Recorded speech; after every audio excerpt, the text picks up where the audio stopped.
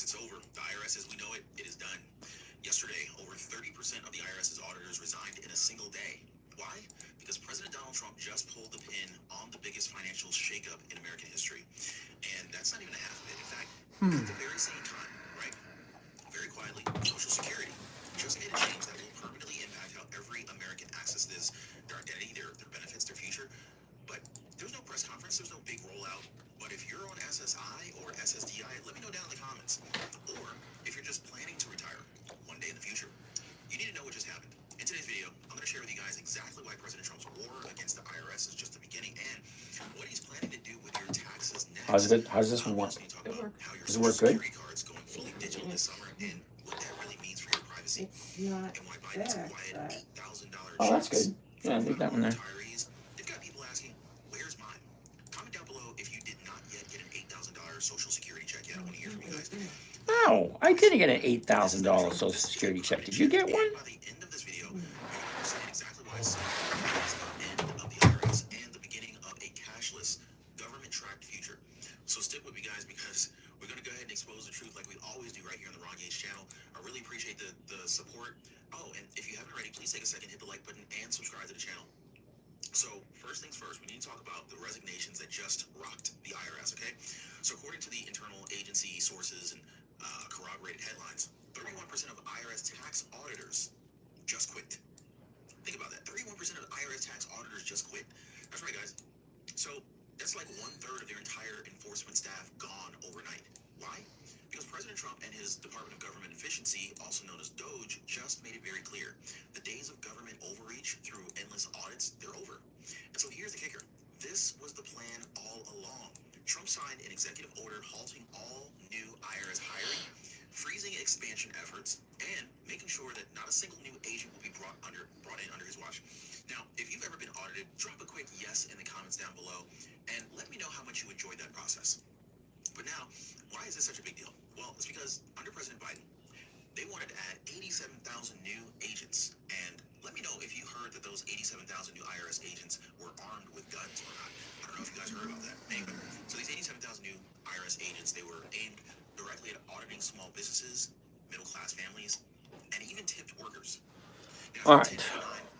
If you're a 1099 worker or 1099 business,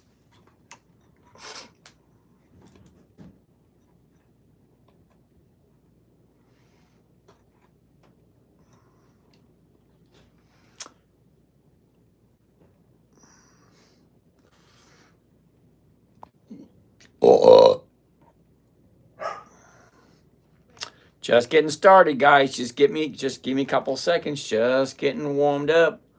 Just getting warmed up. That's good to go. Almost there. Almost heaven. West Virginia. Blue Ridge Mountain. Michael, what's happening? Toronto, dude. BB, what's going on? All right, that one's good. That one's good. This one, still got to get this one. Instagram. Hold on, signing into Instagram.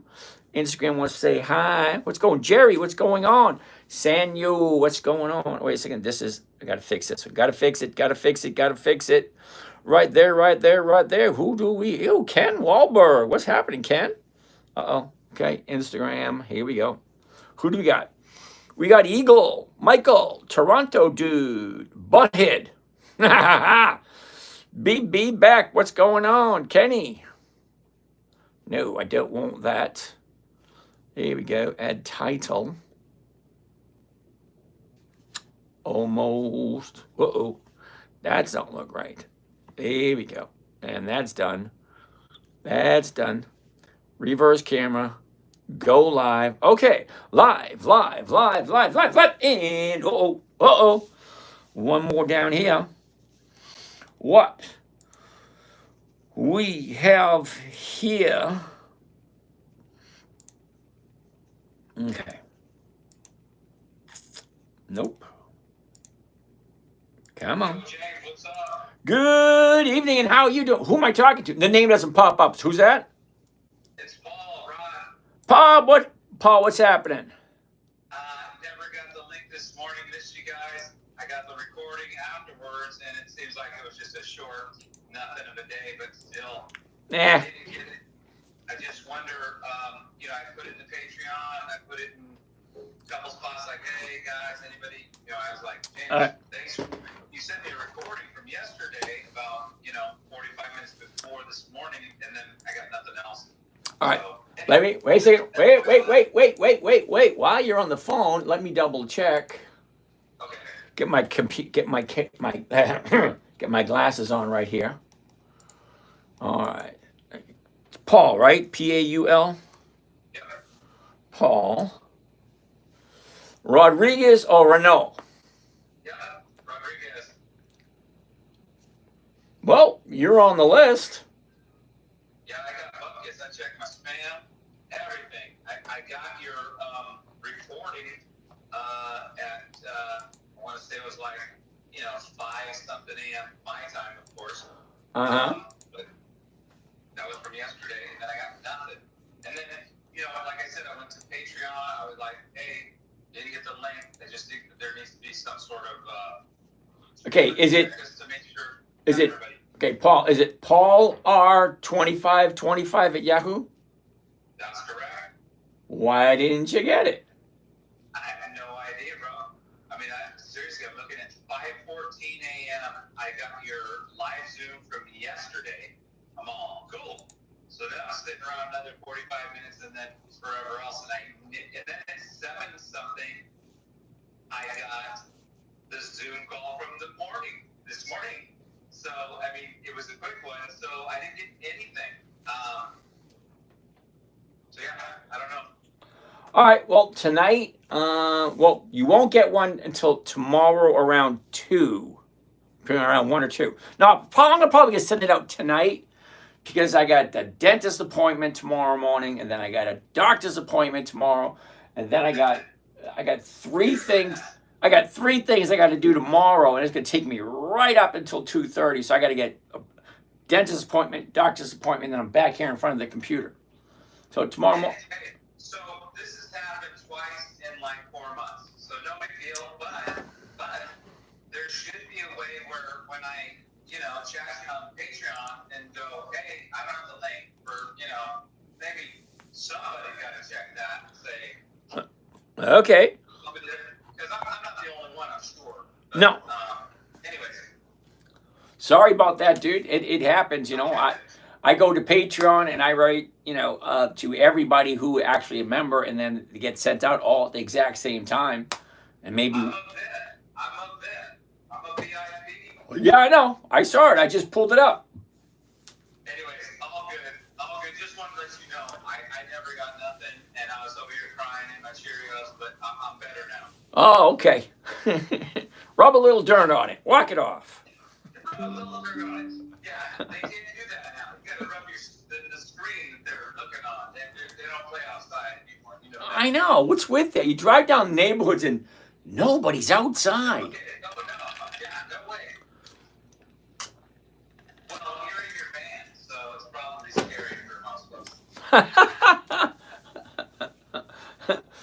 I think I was driving the Goldwing lately. That's a nice ride. Nice big bike, just cruising along down the road. Ooh, nice.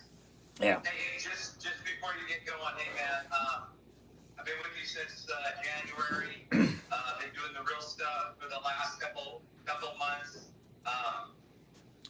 Everything is freaking amazingly awesome, man. Dude, you're the man. Yeah, exactly. Yeah, freaking die on me. Paul. I'm following you into the grave. Everything is amazing. I did press the wrong button. You got it super fixed. But outside of that one wrong button, I'm golden, dude. All right. See, now, Paul, I got to bring up the microphone so you can hear me really good. You can't say that stuff to me because my head gets really big. Yeah, I see that. Gee, thanks. I feel better about myself. Dude, super. You know what? I'm only 54, James, and I'm done. I'm retired. I take on your philosophy. So obviously, I got 6-7 years before I can collect the Social Security or even dip into some of my IRAs. But the bottom line, dude, is I'm doing very well with your offering and sticking to the guns, and super happy where I have 7 extra hours of my day because I'm doing what you're doing. Well, that's awesome. Yeah, thanks, sir. Hey, I do what I can. You know, hopefully you share it with your friends and your family, and hopefully, you know, it just takes a little bit edge off of that financial burden. So you don't have, see, money is one thing. If you can get it under control, it's only one less thing to worry about. I mean, you got the other crap in your life, nothing you can do about that. But if you don't have to, I need so much. I just need golf money and beer money and, you know, just chilling money. So I'm good. are you married, Paul? I am. How, And yeah. how much? I just chosen a couple things. I know you told us smarter than me. I know. I'm just trying to be helpful. Try to keep a happy unit there, you know? Make sure the wife gets her spending money, make sure you get your spending money, and then just one less thing to worry about. Yeah. All right. All righty then. Hey, bro, appreciate you. Hey, but yeah, there's got to be that check to balance in the morning, make sure everybody's on the call. That's all I'm saying. Because I was like, what the hell? James left me out today. Anyways. Okay, tomorrow, it won't be till 2:30 tomorrow, though, because tomorrow's Friday. No, I know that. And don't forget, next Thursday's 2:30, not next Friday, because there is no Friday. Okay, I'll keep that in mind. I think, wait a second, next Thursday, I'll be up in Maine. I'm gonna take off. I'm gonna take off. This no, the market's closed next Friday for the 4th of July, so Thursday's the new Friday for next Yeah, yep, I got that one. All righty. Well, we'll see how. Thank you so much, James. Okay, talk to you later, Gary. All right, all right. Hello, everybody. Good evening, and my name is James. This is Dividend Stock Talk, brought to you by the 10-Minute Trader. Okay, originally, the trading strategy I'm about to show you was created for my 9-year-old daughter. Think about it. 9-year-old daughter came up to me one day and said, Daddy, what are you doing? Can you teach me? Well, here's the thing. Most adults don't get it. Most adults don't understand the stock market. So how am I supposed to create a trading strategy or teach a 9-year-old how to trade when most adults don't get it? All right, so I've been trading for a while, way back when she was when she was 9. Okay, so how do you teach a 9-year-old? It has to be simple, safe, predictable, consistent, and no way for her to lose. Because we all know if a 9-year-old little girl loses her money and does something wrong, she's going to be sad, she's going to cry, daddy's going to feel like crap, okay? Mama's going to get involved, and daddy's sleeping on the couch. Yeah, I did not want that happening. So, simple, safe, predictable, consistent, no way for her to lose. That was created for my 9-year-old almost 15 years ago. Okay, she's going to be 26 next month. Holy cow. My daughter, she's going to be 26. What the hell am I going to do with a 26-year-old? Do I look like I'm old enough or mature enough to have a 26-year-old daughter? Hell no. My son's going to be 36. Holy shit. Wow. Oh, anyway. Anyway, all that being said, so simple, safe, predictable, consistent, and no way for her to lose. Okay, so here's the thing. 5 rules. Ready? Rule number 1, never buy something you don't understand or you don't want to hold on to for the rest of your life. Because if it's not worthy of you holding on to it for the rest of your life, don't buy it. It's that simple. This guy's wife is 76. No, she ain't. That's a terrible thing to say. She may look 76, but she ain't. She's younger than me. Oh, ex-wife, by the way. Number 1, never buy something you don't want to hold on to long term. Number 2, never sell at a loss. It kind of defeats the purpose if you don't understand the stock market. Stocks can go up and they can go down a 50 to 60 to 70. I've even seen 80 to 90% difference between the high of the year and the low of the year. If you're not ready for that kind of movement, for that kind of discrepancy, well, you shouldn't be playing this game. And it is a game. Okay, it's kind of like Monopoly. You learn it and you learn it until you perfect it. And it's not that difficult. Remember, 9-year-old, 9. Okay, we're going to actually, you know what? Let's start off the day with the little princess. All right, we're going to show you the little princess for those of you that are new here, who've never seen her, never met her.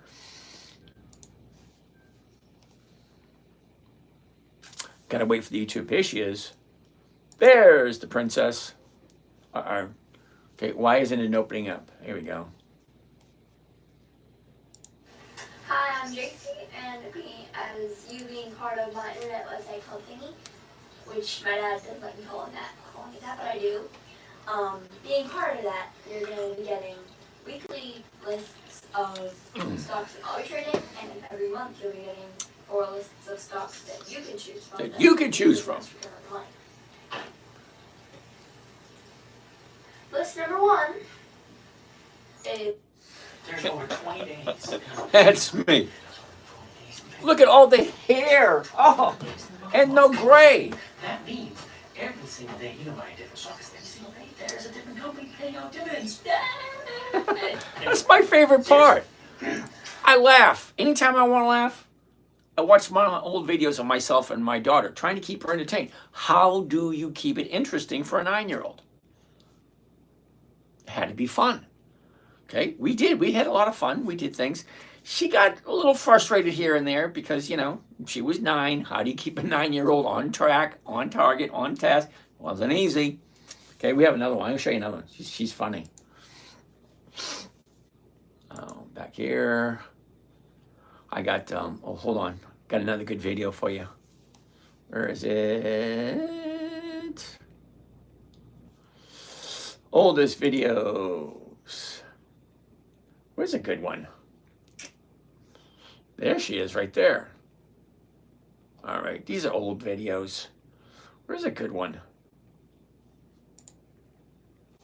Hi, I'm JC, and I'm the 10-minute trader. In less than 3 minutes, I'm going to teach you how to make more than the average bear. There are 5 keys. Key number 1. Come on, she was so cute and adorable. She was. Past tense. She's 26 now. A little bit different. Let's get out of that. Let's go back over to here. All right. So let's stay on track. Okay. Number 1, how do you teach a 9-year-old how to trade stocks? Simple, safe, predictable, consistent, all that nice, neat, fun stuff. No way for her to lose. That's the big one. And people say, what do you mean no way to lose? Well, think about it. All right. Now, I'm not delusional. I'm not. Okay. Well, maybe I am a little bit, but not really. Think about it this way. Do you honestly, ask yourself honestly, do you think Coca-Cola is going to disappear off the face of the earth? Johnson & Johnson, General Electric, AT&T, Ford, General Motors, Home Depot, Lowe's, IBM, maybe, I don't know. But think about it. Why would you invest in a company that you don't believe in, that you don't want to hold for long term? I don't know. Okay, simple, safe, predictable, consistent. Okay, rule 1, never buy something you don't want to hold on to. Rule number 2, never settle at a loss. It just doesn't make sense. He doesn't dance anymore. Sure I do. I dance all the time. Never sell at a loss. Rule number 3, this is a good one. It really, really is. It's a good one. So when I say never invest in a company that's not consistently profitable. Now, my idea of consistently profitable apparently is different than other people's. What do you mean? Well, did the company make more money this year than last year? Did they make more money last year than they did the year before? Or how about the year before that? The year before that? The year before that? The year before? Same thing. Is the company consistently profitable? Well, the stock market's been around for 400 years. The very first dividend stock was sold in 1602. So you think that a stock market's going to disappear before you do? I'm not delusional. I'll be long gone, and that stock market will still be going. Who do we have over here? Kara, good evening. Black Gemming. All right. Forrest, good evening. What about you talking about? What are you talking about? Ooh, you're new here. So I can tell you're new here because you're asking me a question like that. Not now. Okay. So, consistency of profitability. I personally like 2 decades. That's 20 years. Now, you may think that's a lot. But if the stock market's been around for 400 years, I don't think 20 years is a lot to ask for. And besides, every single week, we look at how many companies are available to trade in. Well, this week, it's 10,136. If you cannot find a decent bunch, well, then what are you looking for? Seriously, you need to ask yourself, what is it I want out of this adventure or this scenario? Me, you guys know what I want. I want simple, safe, predictable 1% per week. That's just 1%. Now, I only want to invest in stocks, rule number 3, that are consistently profitable for at least 2 decades. That's 20 years. There are plenty of them out there.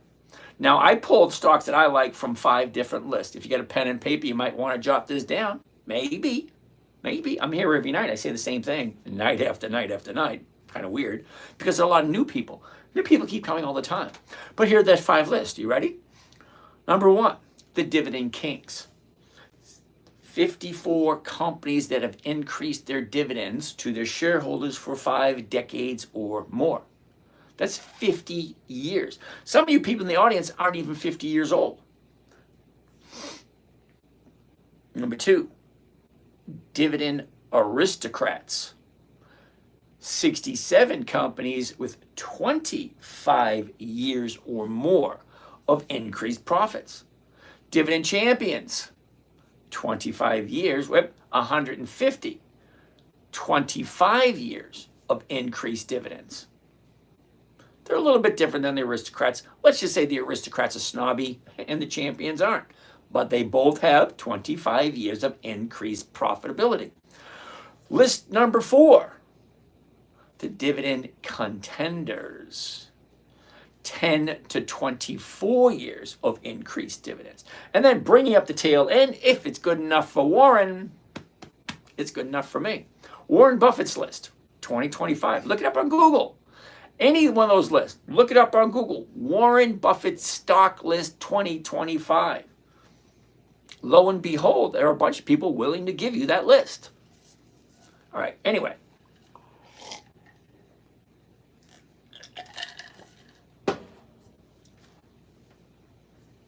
Rule number 4, weekly options only. That's it, weekly options only. Now, when I say I want weekly cash flow every week, now I don't know about you guys. I was born in the 60s. My very first job was in the 70s. 1973, my very first job, Old Man Simmons Farm. I worked on a farm, very first job. I went to work 8 a.m. in the Monday morning. Friday afternoon, 4:35, we get paid. I'm just accustomed to it. So nowadays, I jump online, because at 9 a.m. because the stock market opens at 9:30. So I want to make sure everything's in a row before the market opens. And then Friday, well, I jump back online at 2:30 to 2:30 just to make sure all my choices on Monday are positive by Friday. Because see, on Monday, everything looks good, great, wonderful. What happens between Monday and Friday? Anyone's guess. All right, so simple, safe, predictable, consistent, 1%. So rule number 5, make sure the numbers work. Now, we're actually going to do a couple of trades so you'll actually get to see exactly what do I mean by make sure the numbers work. Well, it's very simple. What am I buying the stock at? What strike price am I selling? Now, when I mean strike price, I do covered calls because it's simple, it's easy, it's predictable, which means I know what I'm going to make before I even do the trade. Well, that kind of makes sense for me because most people, they buy the stock and then they wait for it to move up or down before they realize a profit or loss. Well, I don't do it that way. I buy the stock knowing that as soon as I put my order in, I get my stock and I get my profit just like that. I get my stock, I get my profit right away. And I don't have to worry about it moving which direction. But Also, part of rule number 5, we want to look at the chart and what is the chart telling me? Now, you may or may not know this, but somewhere in the 1970s, Rod Stewart came out with a song called "Every Picture Tells a Story," don't it? Every picture tells a story. So great. What is the chart telling me? Is it the right time to buy? Is it the wrong time to buy? Should I wait a week? Should I wait 2 weeks? Who knows? But from Monday, when I buy my stocks and sell my options, until Friday, that's 5 days. So on Friday afternoon, we decide, okay, what did we buy it for? What's it at now? What does it all mean? So I have 2 major goals that drive me, 2 driving forces, okay? Number 1, consistency of profitability. I want to make sure I make 1% every week. Number 2, preservation of my capital. I retired last year at 2 years ago at 59. All right, so I got another year to go before I can collect Social Security. So every month, every penny that I get nowadays has to come through my efforts from my trading account. Okay, fine. All right, simple, safe, predictable, consistent, 1% per week using a trading strategy called the covered call on pre-qualified dividend stocks. Now, when I say pre-qualified dividend stocks, those are companies that are consistently profitable and have weekly options for at least 2 decades. Okay, that's for me. You guys can do whatever you want. I'm just here to, maybe help you out, answer some questions. I will take a look at whatever you want me to take a look at, and I'll give you my opinion for me, for my approach. Now, your approach might be different. There's nothing wrong with it. There is no right and there is no wrong. If it makes sense for you, fine, great, do it. If it doesn't make sense, don't do it. I'm just here to answer questions. Okay, I'll answer questions. I'll show you stuff. I don't give tips. I don't give recommendations. I do give a little tiny bit of advice, and they're very simple. Number 1, don't do margin unless you understand the risks involved. Number 2, don't use real money until you perfect it with paper trading. There are so many trading platforms out there that will let you play Monopoly. You know how to play Monopoly, 3 red houses, 3 green houses, 1 red hotel. You collect rents, you buy, you sell. It's the same thing. You buy a stock, you collect a rate of return. Can you explain what makes stock a dividend stock? Oh boy. I can tell a newbie when they ask the questions. A dividend, okay? Now, companies are in business to make a profit, okay? Now, people get up in the morning and they contribute to society in one way or another. If you're a teacher, well, you actually contribute to society by teaching people, and then you get paid a salary. If you're a construction worker, you get on the job, you build something, and then you get paid for it. If you're a doctor, you get up, you go to work, and you do the doctor stuff, and then you get paid for it. Well, companies are the same way. Let's say Ford. People come together, and they put a car together, and then they sell the car. Okay? Or someone gets that. Anyway, a company is a bunch of people get with a common goal going forward, trying to make money. All right, trying to earn a profit. All right, so a dividend stock. Well, there's 10,136 different companies that we can invest in this week. So there are 3 types of companies. 3. Number 1, private company. We can't invest in private companies because they're private. Okay? The other 2. One is a dividend stock company. The other is a non-dividend stock company. Let me explain the difference. They both have the same goal in mind: to provide a service, to provide a product, to make a profit.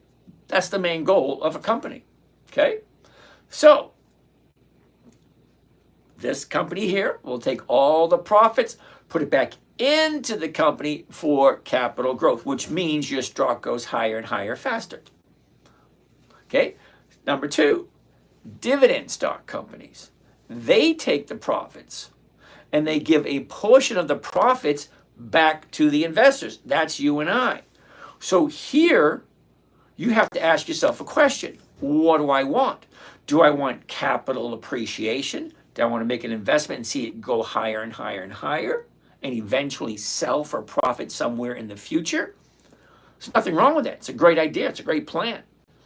Or the way that I do it, I'm looking for cash flow, which means I want a company that shares their profits with me. So if the company is profitable and I own some of the shares, they will give me a portion of those profits. And that is a dividend. It's one of the oldest trading strategies there is, dividend capturing. That's where you buy the stock, you grab the dividend, and then you sell the stock. And then you go to another company, buy the stock, get the dividend, sell the stock, and then move on. That's called dividend capturing, where you're just looking to capture the profits. Well, you need to ask yourself, are you looking for capital appreciation, or are you looking for cash flow, or a little bit of both? We're all different. Me, strictly cash flow. I don't do stocks that don't do dividends. All right? Now, the only reason I say that is because I don't work anymore. And I'm not old enough to collect Social Security. And even if I did, my Social Security is not enough to keep me in the lap of luxury that I'm used to. So all the money that I have accumulated in my working days now has to give me a safe, predictable income. A dividend is a portion of the profits the company gives back to its investors. So out of the 10,136 companies that are available, there's only about 5,500 that actually pay dividends. Well, out of those 5,500, how many have been consistently profitable for the past 20 years, 2 decades? Well, there's over 300 of them that I know of. Okay, now I don't mind every once in a while I will buy a non-dividend stock, but that's usually with coercion. Someone tells me, hey, buy this. Anyway, so that's what a dividend stock is. So let's go back a little bit. Missed a couple of questions.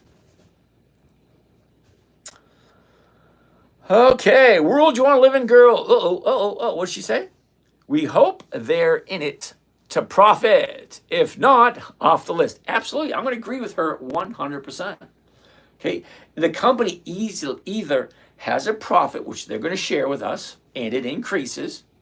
And if it doesn't, off my list. Because I personally, for me, you guys got to figure out what works for you. But for me, I do not want to invest in a company that has no proven track record. At this point in my life, okay, listen closely. I do not have the luxury, what some of you have. That means I can't be wrong. Because if I lose, well, I lose my cushy little life and I have to go back into the workforce and punch a time clock again. Yeah, no thank you. Okay, I've been working since 1973. Some of you weren't even alive then. Okay, so I think 50 some odd years is plenty of time for working. Okay, so let's keep on going. Eric said Nike rocks. We'll take a look at Nike in a little bit, Eric. Okay, now I missed a whole bunch of these questions here, so I got to back up a little bit. Now, I am going to try. Now, months ago, I used to answer every single question that popped up. But nowadays, there are so many of you here, because we're doing nine different channels. So I have 9 lives going. Oh, I'm a cat. I should call myself a cat. 9 lives going at one time. So 9 different channels going at once, which means I have a whole bunch of questions coming at me all the time. So if you could ask a question in a complete question, not just a little segment, and think that I know what it is you're talking about. Because I got channels here, here, here, here, here, and here. So I look at questions here, great. I can look at the question, I can answer it. But if you give me a half a question or just a statement, I can't really help you out with that one. It's got to be a full question so that I can be able to read it, understand it, comprehend it, and be on the same level. Okay, fair? So make sure you ask the question once. Number 2, make sure the companies you want to look at, you know a little bit about. Something. Because I really dislike wasting time. Because my most precious commodity at this point is my time. Now I'm here giving this information freely. And there's a lot of people here. I'm sure you want to hear something and you don't want to hear something that's totally irrelevant. So let's stay on topic. Okay, no politics, no religion, no Amway, no NASCAR, know what's happening on the other side of the planet. I honestly really don't care. I live here in St. Petersburg. I don't even care what's happening in Des Moines, Iowa. And that's here in the United States. So what makes you think I'm going to care about what's happening on the other side of the planet? I don't care. Seriously, I don't. My little world has nothing to do with anything other than what's here in a 100-mile radius of where I live. Okay? That's what's important to me. So if we can all stay on task, great. All stay on target, wonderful. Let's just look at some stocks. Let's see if they look like. Do they work? Do they not? Okay? Hey, DSM mentioned that's where I'm from. Reaper, that's where you're from? St. Petersburg? Cool beans. Mr. Nice Guy. Can you please look up Keurig, Dr. Pepper, Incorporated, KDP? Tell me, would you buy covered call? Cool beans. First one on the list. Let's do it. Hold on. I gotta adjust my screen. Now the question, OB, how often do you place an order for a contract and it doesn't get filled? Never. Never, ever, ever. Every single order I place when I'm getting in, I do it at the market. At the market, it's going to get filled what the market maker wants to give it to you at. But here's the thing, we're going to get into that in a little bit, and should see, like a good movie, everything will make sense in the end. Okay, so let's just keep watching. I'm here until 11 o'clock. All right, so questions will get answered throughout the day. Get your money right. Abbott Labor. What the heck is Abbott Labor? Okay. Thank you, Lebanon Content. Thank you, OB. I gotta adjust my screen here for a second because I'm getting a reflection. And I don't like reflections on my screen. Is that better? Hold on. Oh, yeah. Nice, better. Got me a nice big screen TV. Big one. Anyway, let's go. What do we got? All right, first one on the list, KDP. Now, I got a funny feeling I'm not going to be happy with this one, KDP. KDP. Yep. Okay, now, you may like Keurig Dr. Pepper, but remember when I said weekly options only? Because I want weekly cash flow. Now, Dr. Pepper, it's the number 3 drink on the planet. So you got Coca-Cola, Pepsi, then Dr. Pepper. However, take a look at this. 18 July, 15 August, 19 September, 17 October, blah, blah, blah, blah, blah. Those are monthlies. I don't do monthlies. The numbers just don't work. Okay? I don't like monthlies because I can only trade it once a month. Now, if I'm averaging 1 to 2% for each option trade I do, well, one a month means I'm only making 12 to 24%. Now, some of you might say, whoa, I like 12 or 20. Great. Do the monthlies. I don't like them because I could do 1 to 2% every week, and that's 50 to 100%. I can live off of 50 to 100%. I really can't live off of 12%. But that's me. Okay, what is the average loss for you and how often does it happen? Well, I'm going to be 100% honest. I've lost 3 times this year. That's it. I get 3 losses this year. I got 7 accounts. 7 accounts, and out of those 7s, I have 3 losses. I missed 1%, I think, 4 times this year. Every single week, I make 1% or more, but 4 times this year, I've missed it. Hold on, I'll show you. Now, every single trade I do is listed online for your viewing pleasure. Pop up some popcorn, and you'll be good to go. All right, give me a second. I'm going to get to it. Okay, this is 2024. We want to look at 2025, which is this year. Okay, so you will see on my website trades going all the way back to January 1st of 2024. The reason being, I'm looking to start a hedge fund or some type of fund for the average Joe, for the average person. And we are going to guarantee 20% per year. Guarantee 20% per year. So in order to do that, I need 2 full years of verifiable, third-party, non-biased review of all my trades to see what the numbers look like. And then I have the meetings with the insurance companies to see if they'll stand behind me and say, yeah, we'll guarantee you 20%. But let's take a look at the numbers and I'll show you. Okay? Account 1, account 2, account 3. Okay. I haven't done that one yet. 0.59. See that? Okay, I only made $1,100 that week in this account. 0.59. That's terrible. 2.7, 1.4, 0.8. Okay, that's number 2. 4.4, 3.8. That's nice. 4.23, 3.1, 1.4, 1.6, 3.6, 1.3, 1.1, 2, 1.1, 0.65. There's 3 of them right there. 1.4, 1.7, 3.9, 2.7, 3.3, 1.8. There's one more, I know it. 2.7, 2.4, 3 point, whatever. 3, no. Whoops. There it is right there. 4th one. So 4 times this year, I didn't hit 1%. But look at the other numbers. Oh, look at that one's horrible. 0.39. Horrible. I only made $800 that week in that account. But look what I did the next week. Okay, 1.3, 3.1, 2.7, 3.9, 2.7. But anyway, every single week I strive for 1%. Do I make it every week? No, 4 times. So we're in week number 26. Week 26. I missed 4 out of these 3 accounts. So twice here, twice there, once there. Oh, that's 5 times. Okay.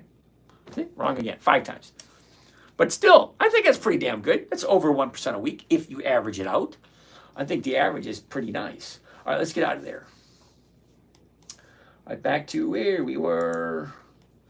Okay, so I don't do monthlies. The only way you're going to get weekly cash flow from a stock that has monthly options is to sit in front of your computer all day long and stare at this crap. Yeah, that's not for me. I would prefer to sit outside and watch the grass grow.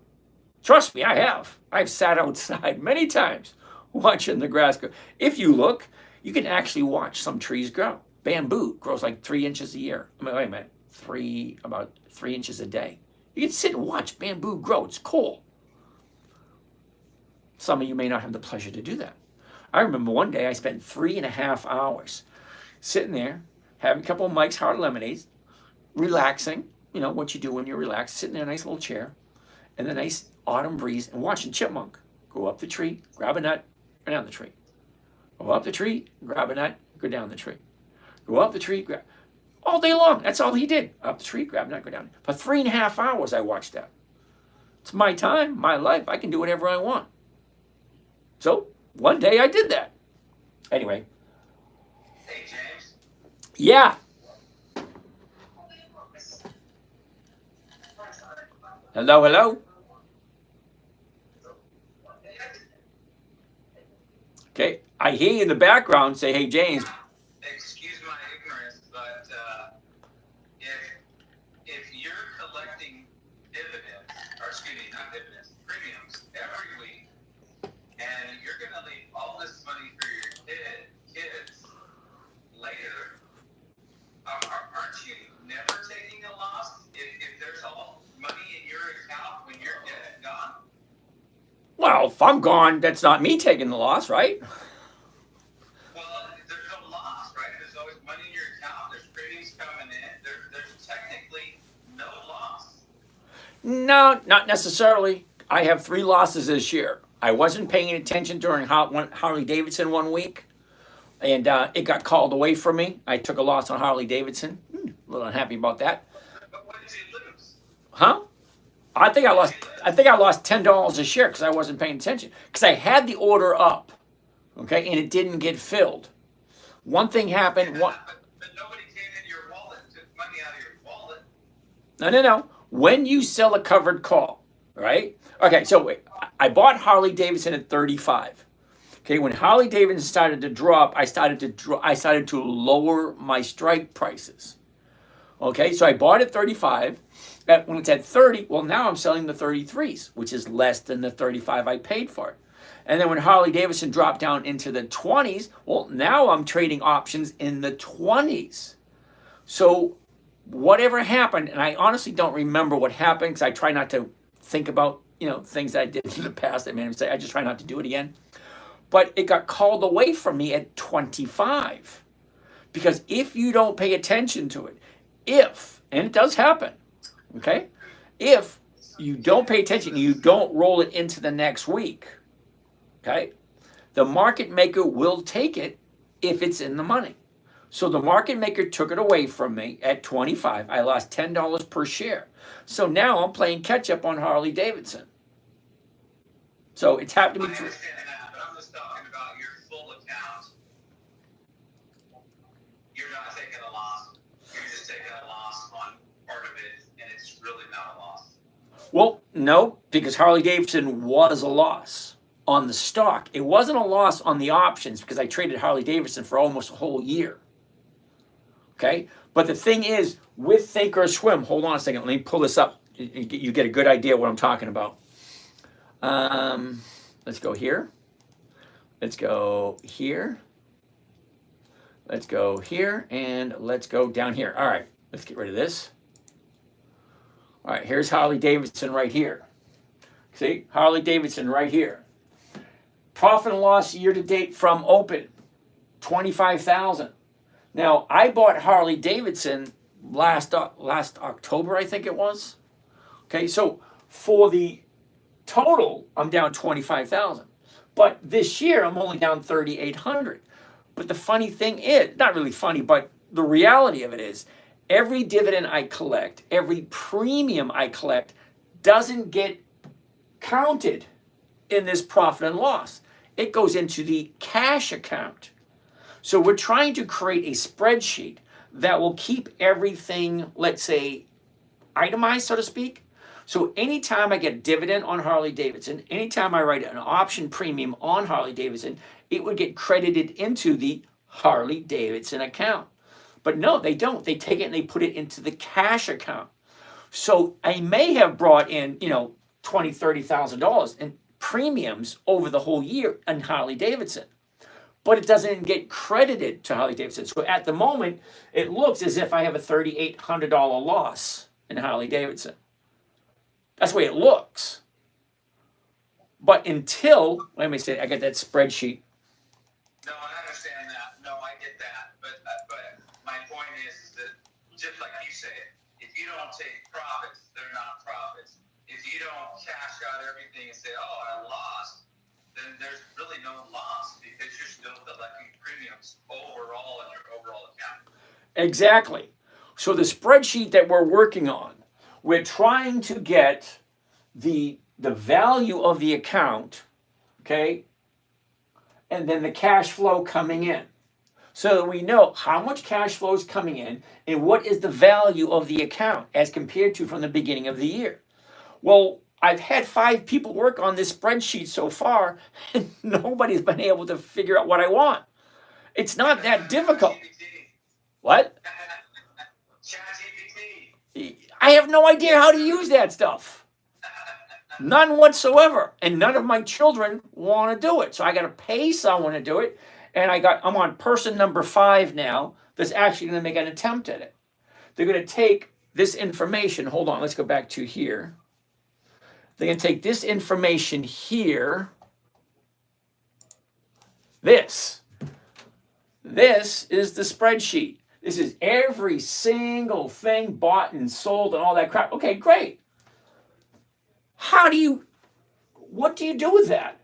Here's the fees, the commissions, the amounts, the profits, the losses, the balances, what it was, where it went, blah, blah, blah. Great. Well, give it to me something that I can read. Okay, so I'm on the 5th person now trying to figure this thing out. Haven't got it yet. Well, let me ask you this, James. Seriously. So if you hypothetically have $100,000 for the next 30 years and it stays roughly around the same, and you're collecting premiums up, down, all around, it pays your bills, whatever, who cares about the losses, right? And then you leave the $100,000 to your kids. Yeah. There is no losses because Yeah. you did what you accomplished. I hear exactly what you're saying. You see this? Account 1, account 2, account 3. Account 1 is at 238. Okay? The week of the 22nd, which was May 26th to May 30th, which was a couple of weeks ago. Account 1, we made $3,500, which is 1.4%. Took out $1,200 for living expenses for the week. Okay? Account number 2, $210. We made $5,832. Well, that's 2.7% that week. Okay. Account number 3, 186. We made 1,100. That's 0.59. Okay, I'm okay because not all the time do I get 1%. See, the week before, I got 3.8. Okay, so 3.8 this week, 0.5 that week. Okay, I'm okay with that. Now, I'm okay with this. This I can read. All right. Okay, I can read all this. I can understand that. That's how much I made. That's what I bought. That's what I sold. Green is what I bought. What is that? 500 shares of Devon Energy at 31. Okay, I sold the 31s, picked up 94 cents. That's nice. That's 3% just on that one trade. So you got this one, this one, this one, this one. So you add it all up together. What was the profit? Now, for those of you who think red is bad, no. Green is buying, red is selling. Okay, not profit, not loss. Buying, selling. Okay, so if you add it up, I made whatever percentage I made for that week. Well, great.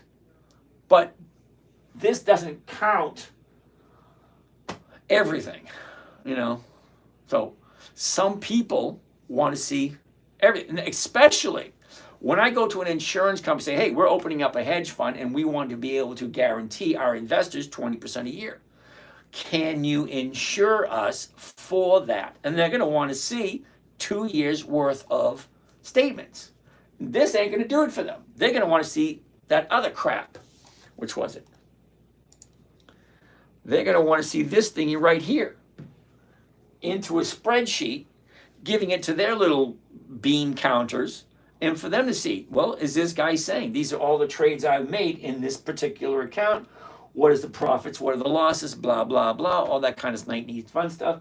If you can see the balances right here, it starts at 220. Now we're at 212. Okay. As it progresses throughout the year, 212, 214, 229, 164, 188, 126, 238, 237, 187. It's all over the place. Okay? But how do you decipher all of this into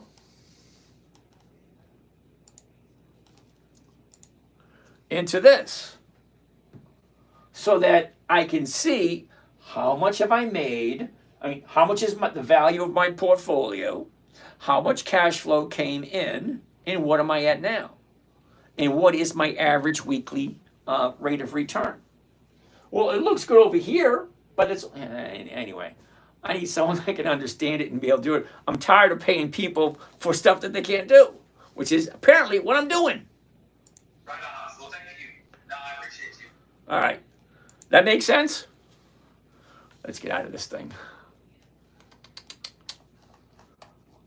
Makes sense to collect premiums for the rest of our lives off of whatever, 100,000, 110, 98. It's all good. Yeah.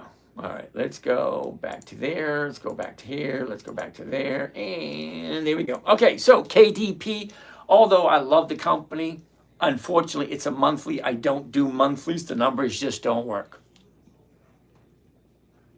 Okay. Got some questions over here. Oh, righty. All right. What is the average loss? We already did that one. Do you use the same broker for your multiple accounts, or do you have other broker? Yeah, I have CS. What the hell is that? Charles Schwab. I have Charles Schwab, and I have Robinhood. Do you have to show 2 calendar years? Well, I do, because if I'm going to be the CEO of the hedge fund or the chief financial officer, I have to have 2 years of verifiable profit and losses. 2 years. And it's got to be third-party, non-biased numbers. So at this moment, I have 1.5 years of, now it's not only verifiable trades, they actually have the videos that go along with it. So you're seeing me now on the videos as I'm talking. So in the morning group, I trade these 3 accounts live, so everybody on the live can see every single trade I've made for the past 2 years. So it's verifiable not only by the itemized trades with the trade log, but also along with the videos. So there's no cherry picking. It is what it is, and it's verifiable proof. Not only through the buying and selling, but the videos to go along with it. Okay. Do you have to show? Yes, I do. You do lose money on covered calls. Money, yeah, I admitted it. Okay. What else you want me to admit? I admitted I lost 3 times this year. 3. Okay. I would love to see your portfolio. I'm sure you would. I assume you made 2% every week. You won 100% of the time. Nope, I never said that. I thought the profits were consistent. Constant? No, consistent. My goal is simple, safe, predictable, consistent 1% a week. That's my goal.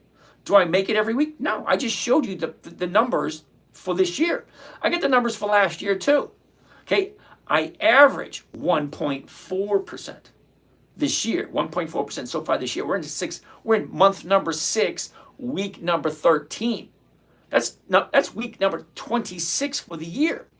Okay, on Monday, the year is over, half of the year is over. Show portfolio, not spreadsheet. How about you bite my ass? Okay, you've been nothing but a pain in my butt. Impossible? No, it ain't impossible. I've been doing it since, oh my God, why am I even talking to you? Okay, if you ain't got something nice to say, don't say anything at all. Okay, I share every single one of my trades. I post them online. You want to look? Go look. I'm not going to sit here and show you everything that I have right here because I have other things to do. He is so wrong. I have no idea how. Really pisses me off. Really pisses me off. Okay, hold on a second. Let's go here, right there. Let's go right there. Let's go right there. Okay. Let's go right over here. Let's go right over here. No, let's do this. Okay. Here's all my trades I made so far for the last 176 days. Okay, so let's go Hertz. Okay? Right here, Hertz. Let's highlight it. Whoops, nope. Hertz, right there. Okay? Buy 1,000 shares, $6.41. Okay?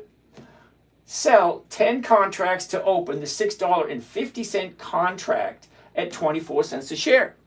All right, well, let's do the math. Okay, 1,000 shares at $6.41. Okay, let's get the calculator. Okay, what was it? Let's move this out of the way. 6.41 multiplied by 1,000 shares, because that's the order right there. 1,000 shares, Hertz, 641, debit, okay? Sell 10 contracts to open, $6.05 call option, and pick up 24 cents a share. Okay, well, 1,000 shares at 641 equals $6,400. Okay? Am I wrong there? No, I'm not wrong. Okay, let's go plus memory, hold that there, clear. Okay, so if I collected 24 cents a share, okay, 0.24, multiplied by 1,000 shares, that comes to a grand total of $240. Now, granted, $240 is not a lot of money, but here's how you figure out the rate of return. You take the profit, 240, which is this trade right here, okay? You take the 240 and you divide it by the price of the, what do you call that? The purchase of the stock, which is right there, 64.10. That gives me a grand total of 3.7% just for that one trade right there. You can look at every single damn one of these. They're posted online for all to see. I'm not going to stand here and waste my time showing you just because you can't add. It ain't my problem. I'm not here to convince you of anything. Okay? I'm here showing for free what I'm doing. You don't agree with it? Fine. Don't watch. This is like the 5th or 6th time you're here. You keep coming back and you keep insulting me, yet you've got nothing good to show about it. You think I'm wrong? Fine. Prove me wrong. take a look at every single one of my trades that are posted online and say, dude, you lost money here. Well, I said I lost money 3 times. They're there. Okay? Anyway, I'm not even going to bother with you anymore. Next, let's go back to where we were. You ain't got something nice to say, don't say anything at all. That's what my mother always said. You ain't got something nice to say, don't say anything at all. Simple. He's wrong. Yeah, bite me. All right. James, Yeah. you got a scenario when you got a second? Sure, go ahead, shoot. What do you got? All right. Well, first, forget about that guy. I've got your method is working for me, so thank you very much. Yeah, well, hold on a second. Listen to this for a second. If you don't have any haters, you're not doing a good job. The more haters you have, the better job you're doing. So this week, I think I got 3. This is only number 3. So what? I honestly really don't care what people say. It works for me. I got, 10 or 15 years of track record of showing all my trades that works. Do I lose sometimes? Yeah. Do I hide it? No. Do I cherry pick my stocks? No. If I lost, I'm going to tell you I lost. I got nothing to hide. Go ahead. What do you got? All right. So the scenario is on Nike. I purchased. Hold on. Shares. I'm going to pull it up so we can all see. Because anytime somebody tells me something, I want to actually take a look so we know what we're all talking about. He's talking about Nike. Hold on. You got the high of the year at 95. During the Olympics, big, huge drop. Kind of went, sideways. I hate saying sideways. Let's say channeled for a little bit. Dropped down here, made the bottom somewhere around 50. Bounced back up. Now we're sitting at 62.54. All right. One more second. Last 90 days. Last 90 days, right there. Here's our last 90 days. The high, the low, where was it? Where is it? Look at this. Down, up, down, up. Cool. Look at where we are. Cool. All right, let's look at the last 30 days. 20. There we go. There you go. Last 30 days. Same thing. The high, the low, where was it? Where is it? Look, it's down, up, down, up. Cool. Go ahead. What do you got? All right. So earlier this week, I bought it at 61.80. I sold the 62s for $2.30. Wait a minute. 62. Why isn't the 62 showing? That for this week or for last week? That was for this week. The 27. Okay, hold on. I wait a minute. I want to get to 62s because it's not there. Oh, still not there. Holy shit. So it spiked after hours. That might be throwing some things off. No, because we had to get to all of them because I needed to see what 62 was. Okay, go ahead. Okay, so after hours, right now, I'm seeing the stock at $69. Yep. What would you do in this scenario in terms of rolling forward? Okay. Hold that thought for 1 second because I got to address something that people are going to point out. All right. You bought it at 61 and change. You sold the rights to that stock at 62. So when the stock goes over and above 62, guess what? That profit ain't yours. You sold that to someone else. You got what you were looking for, which is the premium. How much premium did you collect? $2.30. So $2.30 on a $61 stock. What is that? That's about almost 3%. A little over 3. A little over 3%. So you got your 3%. You made your goal. Now the stock jumped up past that. So you got a choice. You can either roll it forward, which you're not going to get a whole heck of a lot the next week. Because what's going to happen is you're going to have to buy back the 62, which at this moment is at 279. And then if you sell next week's 62, you're going to pick up 296. So you're going to make 30 cents. That's 0.5%. Why hold all your money into one position for 0.5%? Because you already sold it to someone else at 62. So there's a phrase that goes, bears make money, bulls make money, and pigs get slaughtered. If you're not willing to share the wealth, well, you're going to end up losing in the long run. You already made your money. At some point, it doesn't make sense to hold on to it and try to capture a 0.5%. Let it go. When Nike comes back down again, buy it again. Okay, because look what it does. It goes down, that's when you buy. When it goes up, that's when you sell. When it comes down, that's when you buy. When it goes up, that's when you sell. When it comes down, that's when you buy. It's like a revolving door. You can hold on to it if you want, and there's nothing wrong with that. You just buy back the option for this week, and you sell the option next week, and you collect a little bit more money. You're not going to get a full 1% because it made that big jump. That make sense? Yeah, it makes sense. I'm assuming by tomorrow the option for the 62 will be around, I don't know, $6 or $7. Yeah, more than likely. Because okay, wait a minute. Let me show you something. Now, people always bitch and moan, like, what Greeks are you using? I don't use the Greeks, but let me show you what the Greeks look like. All right, it's 62 right there. All right, you see this right here? This is called the delta. Okay, some people bitch and moan. What do you mean you don't use the delta? I don't, because it's complicated. Let me see if I can explain it to you briefly. Okay, the stock price is at 69 at the moment. For every dollar, the stock moves up and down. The option, the $62 option, will move $1. So no matter what you do, the stock moves up $1, the option moves up $1. You're not winning. There's no way to get in. Uh-oh, that didn't work. There's no way to buy back that option and then turn around and try to sell the stock and get the profit. Because when you sold that option, okay, the value of the option changes as the stock moves. And it just so happens to have a 100 delta, which means every time the stock moves up $1, the option price moves up $1.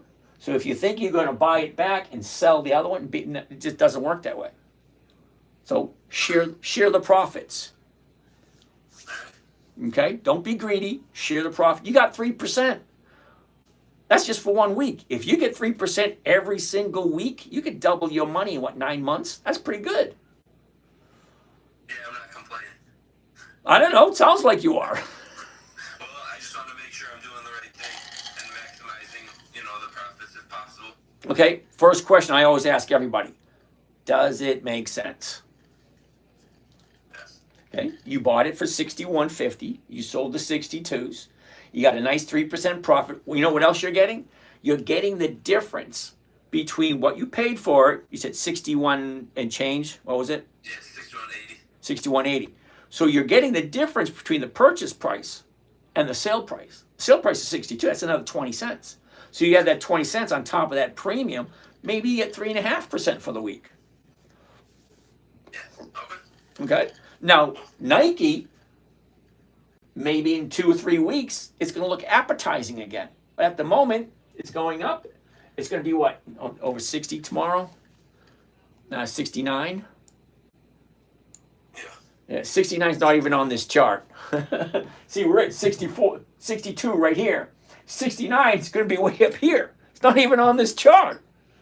So yeah, it's probably going to come back down in about 2 or 3 weeks. When it does, and it looks appetizing, when it does this thing right here, hits bottom, turns around, goes back up, jump in again, if the numbers work. Make sense? Definitely. All righty then. I'm glad it's working for you, though. All right,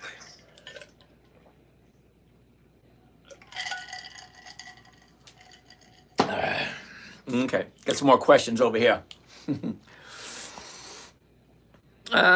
What do we got? That's impossible. Okay. Blah, blah, blah. Why did I lose money? Lemonade, you dance to the music. Eventually, you're going to pay the fiddler. Okay? I never, ever, ever said I never lose. Never said that. Okay? Now, I've made over 400 or 500 trades so far this year. I've lost 3. I think that's pretty damn good. Glitch, nah, I have been following you for a while. You speak truth. Thank you. Lemonade, you lost 7. Oh, Lemonade, I can't help you, brother. Okay. Now, I can help if you ask questions. Let it go and go back in. Word you want to live in, girl. Way to love it. All right. Do you only trade options? No. I trade stocks and I trade options. I don't do cryptocurrency. I don't do Forex. I don't do what do they call those? Quick contracts. I don't do that. I don't do futures. I already said don't do crypto, but it's worth saying it twice. I don't do crypto because at some point, if you are here, there are people in the audience, okay, that are taking down your names and numbers, and they will send you emails saying, hey, this is James. I got a great deal for you. Yeah. If you leave your phone number, I personally will call you back. That way you get to talk to me personally. So if you think you're talking to me and it's not at the other end of the phone, you ain't talking to me. Plain and simple. If you're not talking to me on the phone, you ain't talking to me. I never wrap my head around options. Now, all right, Apple V, what do you got? But he also makes profit on Nike run today at 69 since it expires tomorrow. No. Anytime, okay, so let me Apple V, let me explain this to you. He bought the stock at 61.80. Okay, that is never ever going to change. Whatever you buy it for, that's what you're in for, unless you dollar cost average, which means buy some more lower price, lowers your cost basis. They call it dollar cost averaging. But he didn't do that. He bought it 61.80. He sold somebody the right to buy it from him at 62. That person paid him 3% premium, which he made a 3% return just by selling that option. Now, the person who bought that option at 62, it is up to him to exercise it and get that $7 profit, that $7 jump. Okay? The guy we were just talking to, he sold it to someone else. So he can't get the difference between what he paid for it and what it's at now. That belongs to someone else. That's one of the drawbacks of covered calls. You buy a stock, you sell somebody the rights to buy it from you. If that stock jumps up, that other person gets that. You got to keep in mind, what is your goal? If your goal is that stock appreciation from 61.80 to 69, if that's what you're looking for, you're in the wrong place. That's capital appreciation. That stock's going up. It's not what I'm looking for. I'm looking for cash flow. Okay, that 3% he collected for the premium which he got. Now, use a 51.47. Let me see if I can explain it to you this way. Okay, hypothetically, let's say you have an old car in your backyard. Okay, an old car in the backyard. Let's call it a 64 Falcon. Okay, 6-cylinder automatic. Let's say you want to get $800 for it. You push it out onto the lawn, you put a big sign on it, $800. You need the car. Steve down the street says, hey, I like your car. Let me give you $80. That's 1%. Let me give you $80. Hold it for me until Friday. If I come back on Friday, I'll give you the $800. Now, the $80 he gave you to hold it is a non-refundable deposit. It does not come off of the purchase price. So on Friday, he would come back and give you the full $800 for the car. So you actually made $880 for that car. All right? So let's say hypothetically the guy never shows up. Fine, $80 you put in your pocket. Monday, Tom, 3 streets over, he shows up. Hey, I like your car. Let me take it from you. Let me give you $80. I'll be back on Friday to pick it up. So you picked up $80 from Tom and $80 from Tim, and Tim is going to come by and buy it from you for $800 on Friday. If he doesn't show up, you keep that $80 and you sell it to someone else for $800 the following week. Until someone comes and gives you the full price for what it is you're wanting, the $800 for the car, you keep getting that $80 from someone saying, hey, I like your car, hold it for me till Friday. It's the same thing. I'm buying a stock, Nike, at $62.54. I'm selling it to you for $62.50 next Friday. So next Friday comes, you either come and you give me the $62.50 for the stock, or you don't, and then I sell it to someone else. But the premium is a non-refundable deposit. Somebody gives it to you, which means you're just holding it. You're holding it until Friday. If they come back and pick it up on Friday, great. They give you the rest of the money. If they don't pick it up by Friday, That option expires worthless, and then you get to sell it again to someone else the following week. Okay?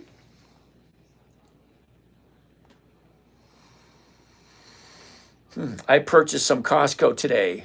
El Tragodito. I have no idea what that says. Okay. Appleby, I understand, but the option expires tomorrow at 62. So he's still holding possession of the shares. Absolutely. All right. So anytime you sell an option, okay, anytime you buy a stock, you got to remember there are four people on the dance floor. You're not the only one. 4 people. There's you. There's the market maker. There's a stock buyer looking to get a stock at a discount. And then there's the option buyer. The option buyer wants to buy an option and double, triple his money. You need to remember, you're not the only one there. Okay? As a matter of fact,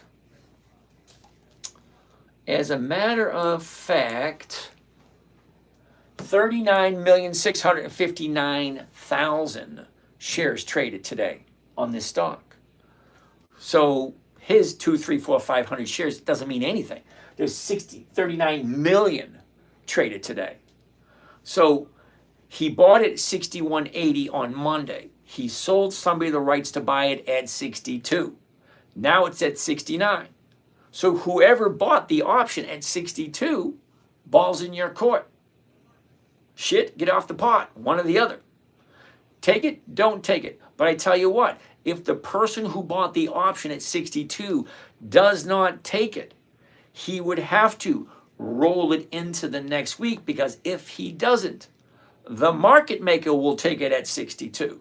If there's any value to an option on Friday afternoon, either the person who bought the option is going to take it or the market maker will take it. Either way, he has to do something. So he could, tomorrow morning, try to roll it into next week and see what kind of rate of return you're going to get. If it's more than 1%, great, keep it. If it's less, let it go. Because he got 3% this week. And if he only collects 0.5% next week, well, that's 3.5% for 2 weeks. It's not that bad. Okay, if the profit taking takes effect and drops back down again, it might be worth taking 0.5% next week and then going to the week after. It's all about the numbers. At this moment in time, he's already has his profit. So what do you do next? Take the profit, say thank you, see you in a couple of weeks when you come back down to a better price, and then jump into something else? We always have choices. On Friday afternoon at 2:30, we jump in on the live trading group and we say, okay, what are our choices? This is what we bought it for. This is where it's at. This is what I sold. Well, the best choice for where I am to next week, what is that? Well, I can't say because it's not 2:30 on Friday. We have no idea the numbers until 2:30 tomorrow. I'll quote John F. Kennedy. He said, we cannot answer the questions of tomorrow with the knowledge we possess today. That's what he said. Okay, let's keep on going. So okay, got that. Cliff, if the stock goes up, sell puts, less cash needed. Thanks, Cliff. Cliff, I agree with you. However, I teach one trading strategy for free and only one. Okay? So you're right. I'm not going to argue with you. But remember, the trading strategy I'm giving away for free was created for my 9-year-old daughter. You're talking about something that's adding a little bit more. You ever hear the expression, too many cooks spoil the broth? Well, this cook here, one strategy, 1% a week, 50% a year. It works fine or it doesn't. Eric, earnings coming up for Marvel on July 11th. Okay, hold on, Eric. We'll take a look at that in a minute. Okay, Eric, hold that thought. I got a couple of the questions floating around here. Got to, float around between the other ones. See what? What did we talk about where you did that one? Get your money right with T.O. Can you look at Abbott Laboratories? Okay, T.O., I'm going to take a look at that in a minute. Just sit tight. We got a couple other questions here. Sterling, how are you doing, brother? Nice to see you again. All right, let's go back to here. What do we have going on here? Enzo, come on, Enzo. We looked at Coca-Cola yesterday. It was a no yesterday. I'm not quite sure why you think it's going to be a yes today. I bought Coca-Cola twice in 20 years. The numbers just don't work very well. You know what? Let's do it. He's he's here all the time. He contributes a lot. Coca-Cola, $69.59. We don't want to look at all of those. Need the glasses for this one. 6 or 8 will do just fine. All righty. Hey, Enzo, $69.59. We'll be looking at the 70s. 7 cents for this week, 36 cents for next week. Twice in 20 years has Coca-Cola ever offered me 1%. Twice in 20 years. I hardly ever buy Coca-Cola. But I looked at it for you. Take a vacation in Kennebunkport. Hey, Eric, I'm going up to Moosehead Lake. It's a little further up. Andrea! James, Nike went to $69.50, freaking 2 hours after close. Caught it when closing my computer. When you look at the 1 year, 3 month, etc. chart, are you looking at 1 hour? No, I'm looking at 1 day. Florida Sun Mom, 1 day. Okay, what was the opening for the day? What was the close for the day? I don't do that, 5-minute chart, 10-minute, no. What was the opening of the day? What's the closing of the day? When I say I want to sit in front of my computer for 10 minutes or less, I mean 10 minutes or less. Remember, we're talking about teaching a 9-year-old. Simple, safe, predictable, consistent. That's what I'm looking for. Now, you might want to do that for you. For me, no, doesn't work. Not for me. Okay, I like simple. All right, what was the opening today? What was the close today? Great. What does that mean for me tomorrow?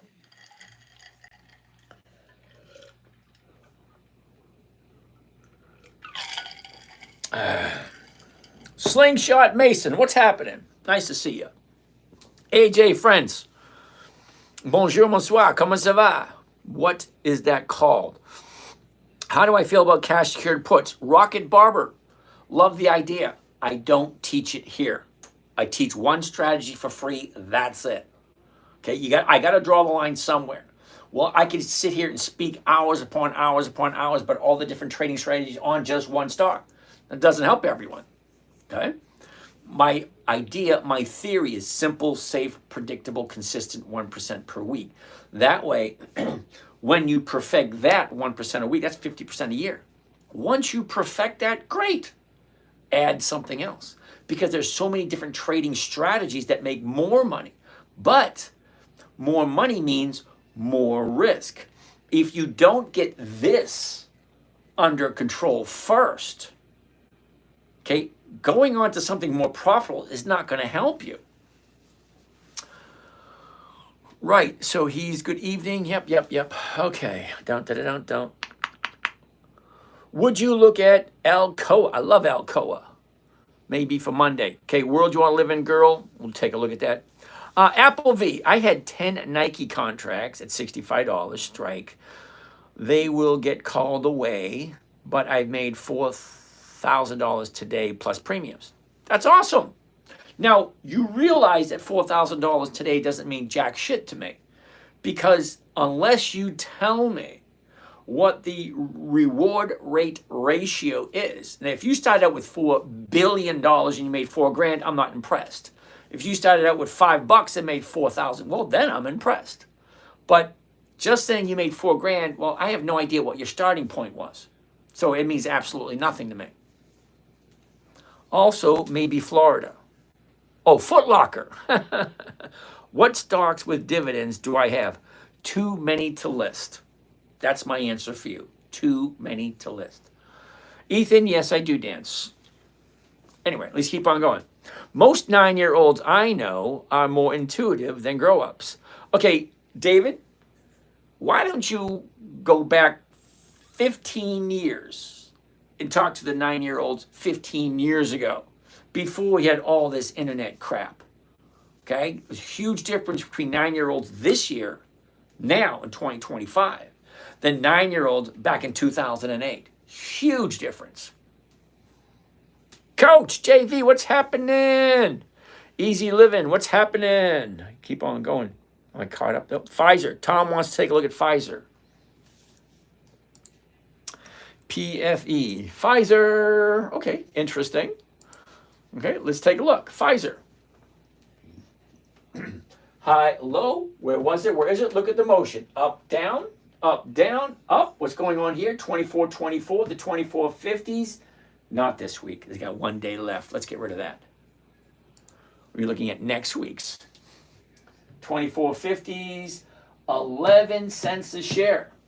I'm going to say no to Pfizer. Sorry, the number just doesn't look that good. Sorry.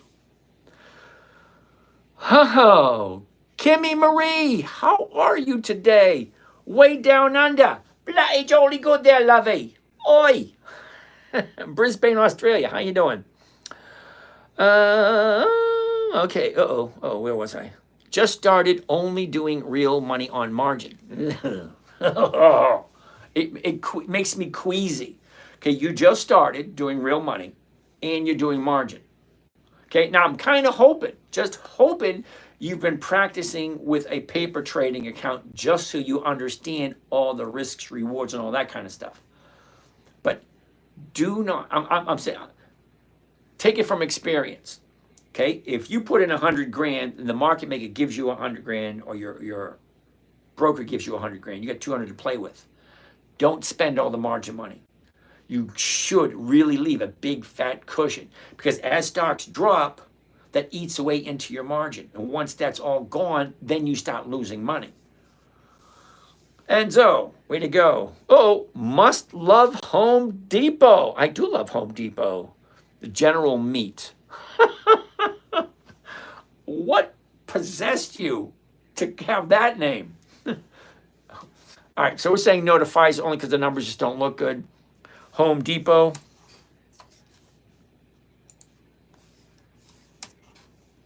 Ooh, nice. Look at that. High, low, was, is. Look at the motion. Up, down, up, down, up.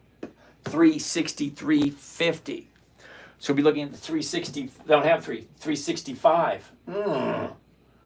Almost 1%. Almost. Okay? 364.37.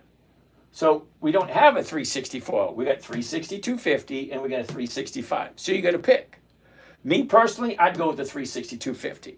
I would prefer one strike in the money because the stock doesn't have to do anything. AJ, what stocks with dividends do I have? Dividend Kings, Dividend Aristocrats, Dividend Champions, Dividend Contenders, Warren Buffett's list. There's about 300 of them on there. I rotate them like a Rolodex. Funny thing is, somebody said, what's a Rolodex? Look it up. Also, if SBAX is on your list, I don't remember why it's on mine. Baxter? Baxter Electric has been around for over 100 years, dude. BAX. I think that's right. I think it's Baxter, isn't it? BAX. Hell no. Oh, wrong one. BAX. Yeah, Baxter. Baxter's a good company. Why not? Apple V. My starting point was $65, so I bought them, sold 10 contracts, 65 calls at $135 each. Well, that's over 2% right there, Apple V. Remind me of all the types of, I just did that like 2 seconds ago. All right. Thank you. All right. Dan, I've heard you say the market maker can take your stocks. Can you explain that? Absolutely, Dan. Are you ready? Now, Dan, you got to remember certain things. When you're trading, you are not the only one on the keyboard, okay? You're not the only one looking at the stock. We're looking at Baxter, okay? Baxter International, 2.8 million shares, okay? So you're not the only one. There's 2.8 million shares being traded. So how many people is that? 10, 15, 1,200, 2,000? Either way, it's still 2.8 million shares, okay? So there's you, you're the seller.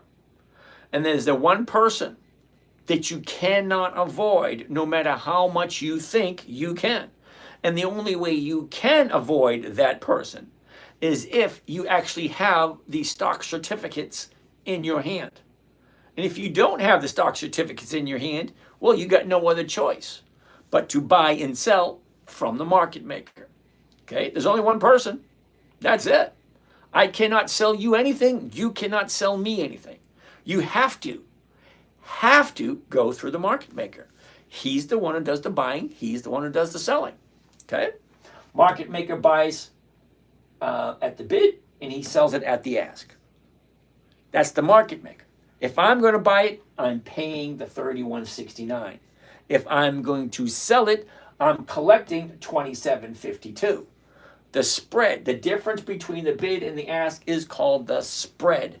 That is what the market maker makes. Think of the market maker as the corner store owner. Circle K, 7-Eleven, Quick Stop, Quickie Mart, Dash In, whatever the corner store is around the corner from you, think of that as the stock market. The person behind the counter, think of him as the market maker. He does all the buying, and then he sells you what it is you come in to look for. Same thing. So you cannot go to the farm and buy a gallon of milk. You have to go to the corner store and buy the gallon of milk. Well, guess what? You're paying $3.50 for a gallon of milk. The market maker is paying $3 for the gallon of milk, and he's selling it to you for $3.50. So he makes that 50 cents. Okay, that's the market maker. You cannot get past him. There is no way of getting past the market maker. Okay, so there's you, and there's the market maker. Then there's the buyer. Well, who's the buyer? Well, for stocks, it's the stock buyer and stock seller. For options, it's the stock buyer or the option buyer. Let me explain. A stock buyer looking to get a deal on a stock. Well, let's say hypothetically, I'm a stock buyer and I think this is going to shoot up to 38. Okay, so right now it's at 30. If I think it's going to go up to 38, well, I'm going to buy an option to buy it at 38 between now and Friday. So I'm an option buyer looking to get a stock at a lower price. And then you have the option buyer. He just wants to buy the option, have that option double or triple. So there's actually 4 people on the dance floor. You, market maker, stock buyer, option buyer. You have no idea who's buying the option. So you buy the stock, this is what you're paying, $30.50. Okay? Now, a stock buyer might want to say, hey, I think it's going to go up, so I'm going to buy an option on that. Great. Well, he buys the option. If the stock goes up, he has the right to buy it from you at $30.50. If it's an option buyer, they're going to buy the option, 65 cents, and they want that option to double, triple, or quadruple. They don't want the stocks. See, is when you're doing it, you have no idea who's on the other end. The only thing you know is the market maker. He is the one who makes these prices. Now, here's the funny thing about the market maker. If you do a market order, he is required by law to fill it at the market. You know what sucks about that? There's nobody staring over his shoulder to make sure he doesn't screw you. He said, well, that's what the price was. That's the market price. Now, you also have the opportunity of doing what's called a limit order, which means I want to buy this, but I only want to buy it at that price, no more. That's a limit order. Now, the bad thing about a limit order can and sometimes does sit on the market maker's computer all day long and never fills. So anytime I get into a position, if I don't own it and I'm just getting in, I always do a market order. I always do a market order covered call because I'm doing the stock and the option at the exact same time. They're married together. I already know what the profit's going to be. So I really don't care what he fills it at because he fills the stock and he fills the option at the exact same time. I already know what my profit is. Okay? But a limit order, well, it could sit on his computer all day long and never fill. I don't like limit orders unless I already own it. So hopefully that makes sense to you. Chuck, 1% ROI is great weekly, especially if you compound. Okay. Not a question, more of a statement, but all right. You're right. It works for me. Easy living. Show some of your trades, date, prices, stock, strike prices, time frame, blah, blah, blah. Huh, all right. Let's get this out. Let's go to monitor. Let's go to account statement. Trade history. Oops. I don't want Baxter. There you go, right there. That is 176 days of trades. Let's see, what do we have? Hertz, Riot, Macy's, Harley Davidson, Devon Energy, Riley, Kroger, Macy's, Riley, Macy's, Devon Energy, Riot, U.S. Steel, Harley Davidson, Hertz, Devon Energy, Riot, Macy's, Devon Energy. Okay, there you go. That's a whole bunch for you to see. Now show me yours. Yeah, I didn't think so. Let's go back to there. Let's go back to there. All right. That being said, what app do you recommend? I'm brand new. Okay, Matthew Martinez. This is not an app. This is actually a trading platform offered through Charles Schwab. Okay. I honestly couldn't tell you what apps to use. Remind me the types of dividend. I already did that one. What's the most you've ever lost in one day? $12,000. Anytime, blah, blah, blah, blah, blah, blah, blah, blah. Yes, okay, thank you, Jay Rothschild. Oh, thank you for all your information. Tampa over here. Stephen! Or Stefan. Is that right, Stefan? Or is it Stephen? I don't know. Gugensberg. Okay. Tampa over here. Yep, you should come over and hang out. You should sit, chat, go out and have some lunch, something like that. Talk stocks. I love talking stocks. Hey, James, do you know that Saudi Arabia did not sign the petrodollar deal with the United States? Don't know, don't. It's one of my favorite lines from Bill Paxton. Don't know, don't care. Because the petrodollar has absolutely nothing to do with what I'm doing. Our dollar is worthless. It's not worth the cotton it's printed on. Rodman, thank you. Not quite sure what you plan on gaining by informing me of something I already know. James, with a Y, how are you today? Banned again and again. Cool beans. All right.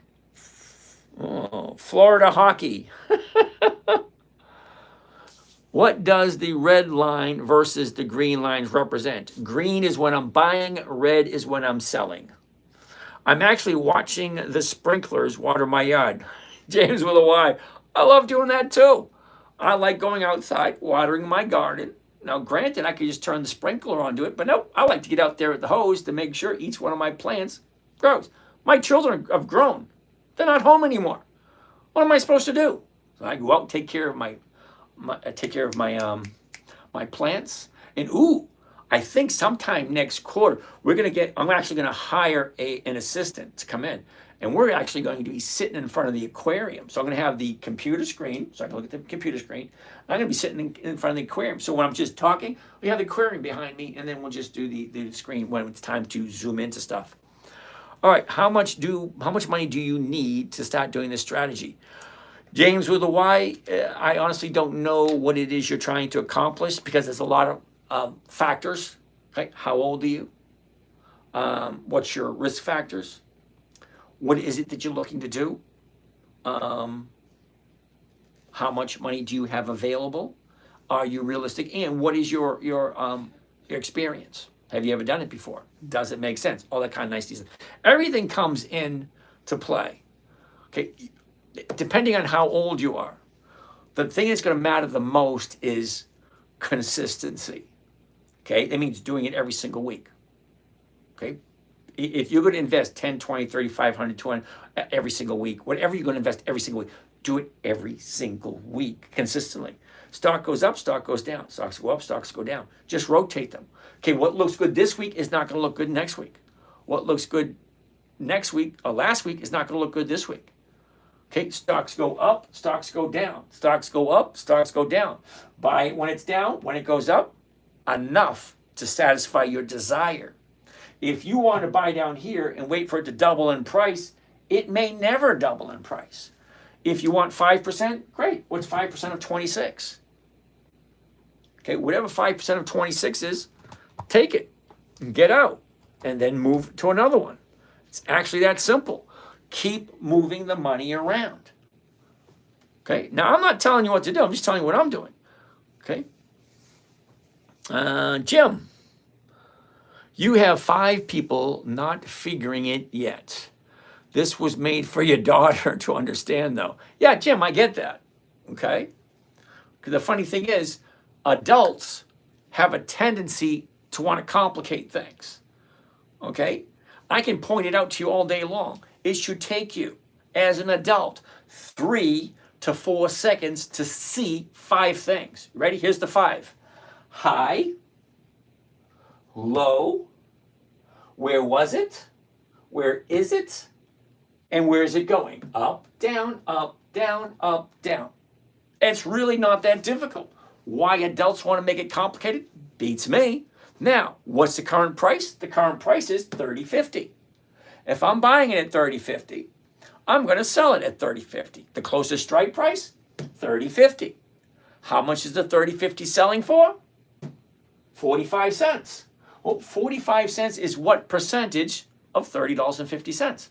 It's about 1.5%. Well, if I can get 1.5% on this for 1 week, why the hell not? That's just step 1 and step 2. Step 1, look at the chart. Step 2, look at the numbers. If they both work, great. Step 3, look deeper into the chart. Okay, fine. Deeper into the chart, let's go.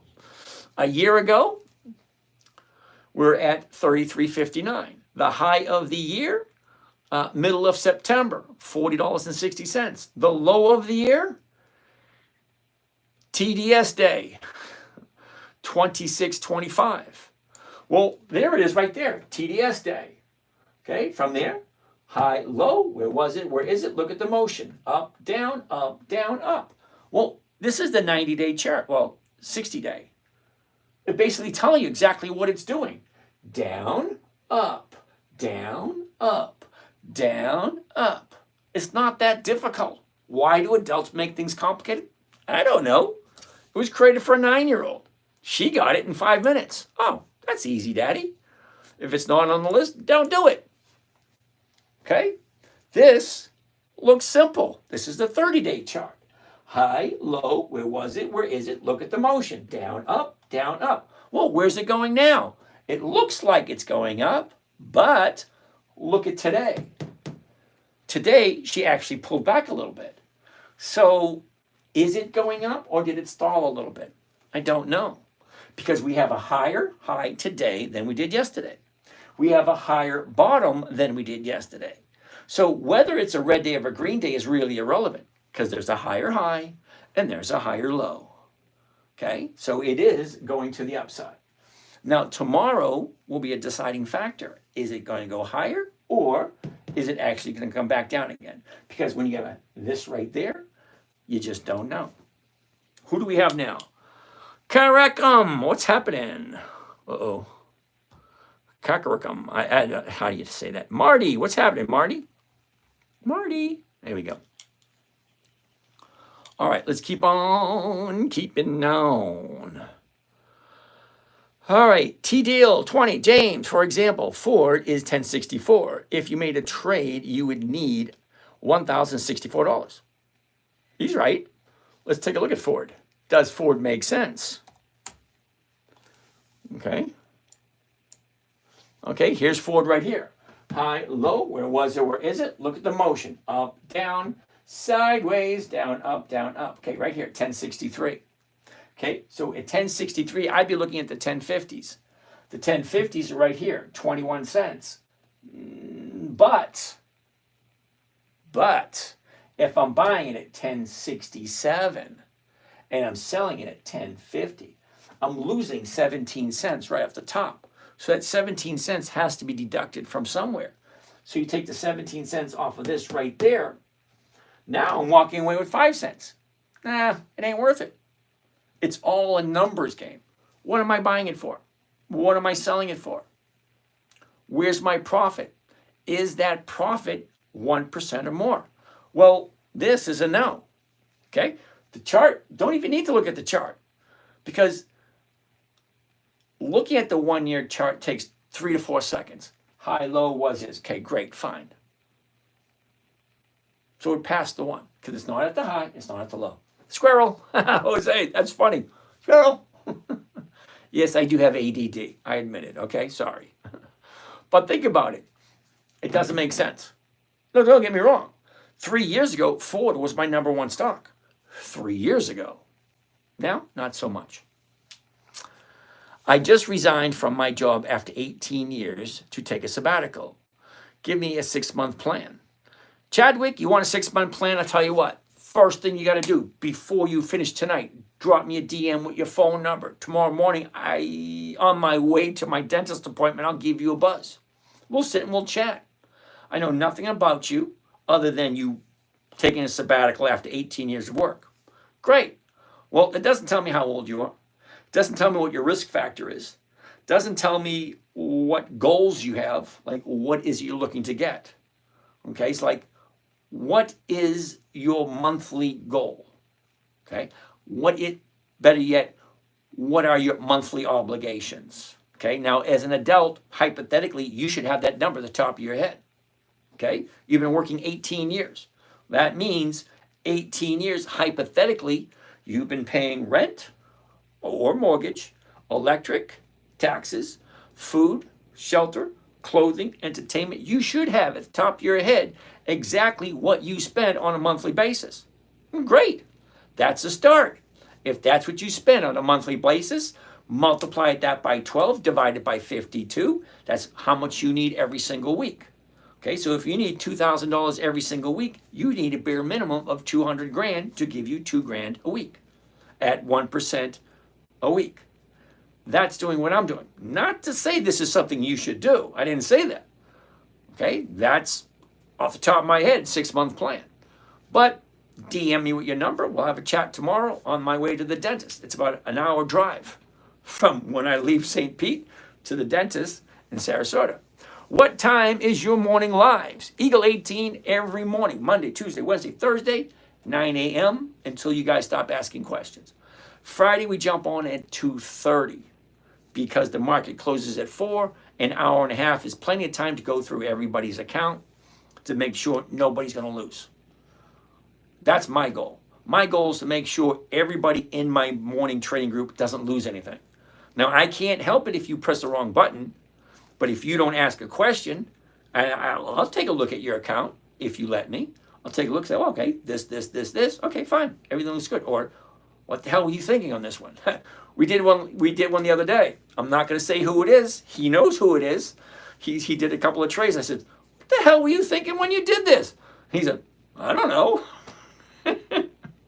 It's okay. I'm not going to call him out by name. He knows who he is. Okay?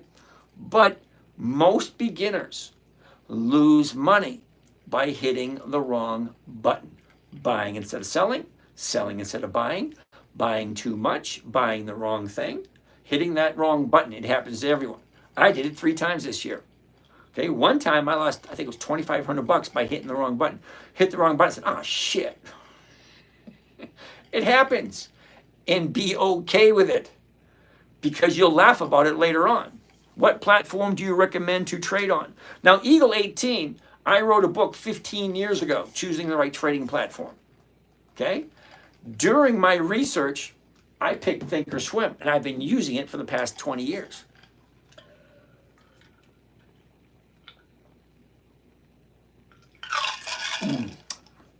This tastes so much better than the tea, but it doesn't help my throat any.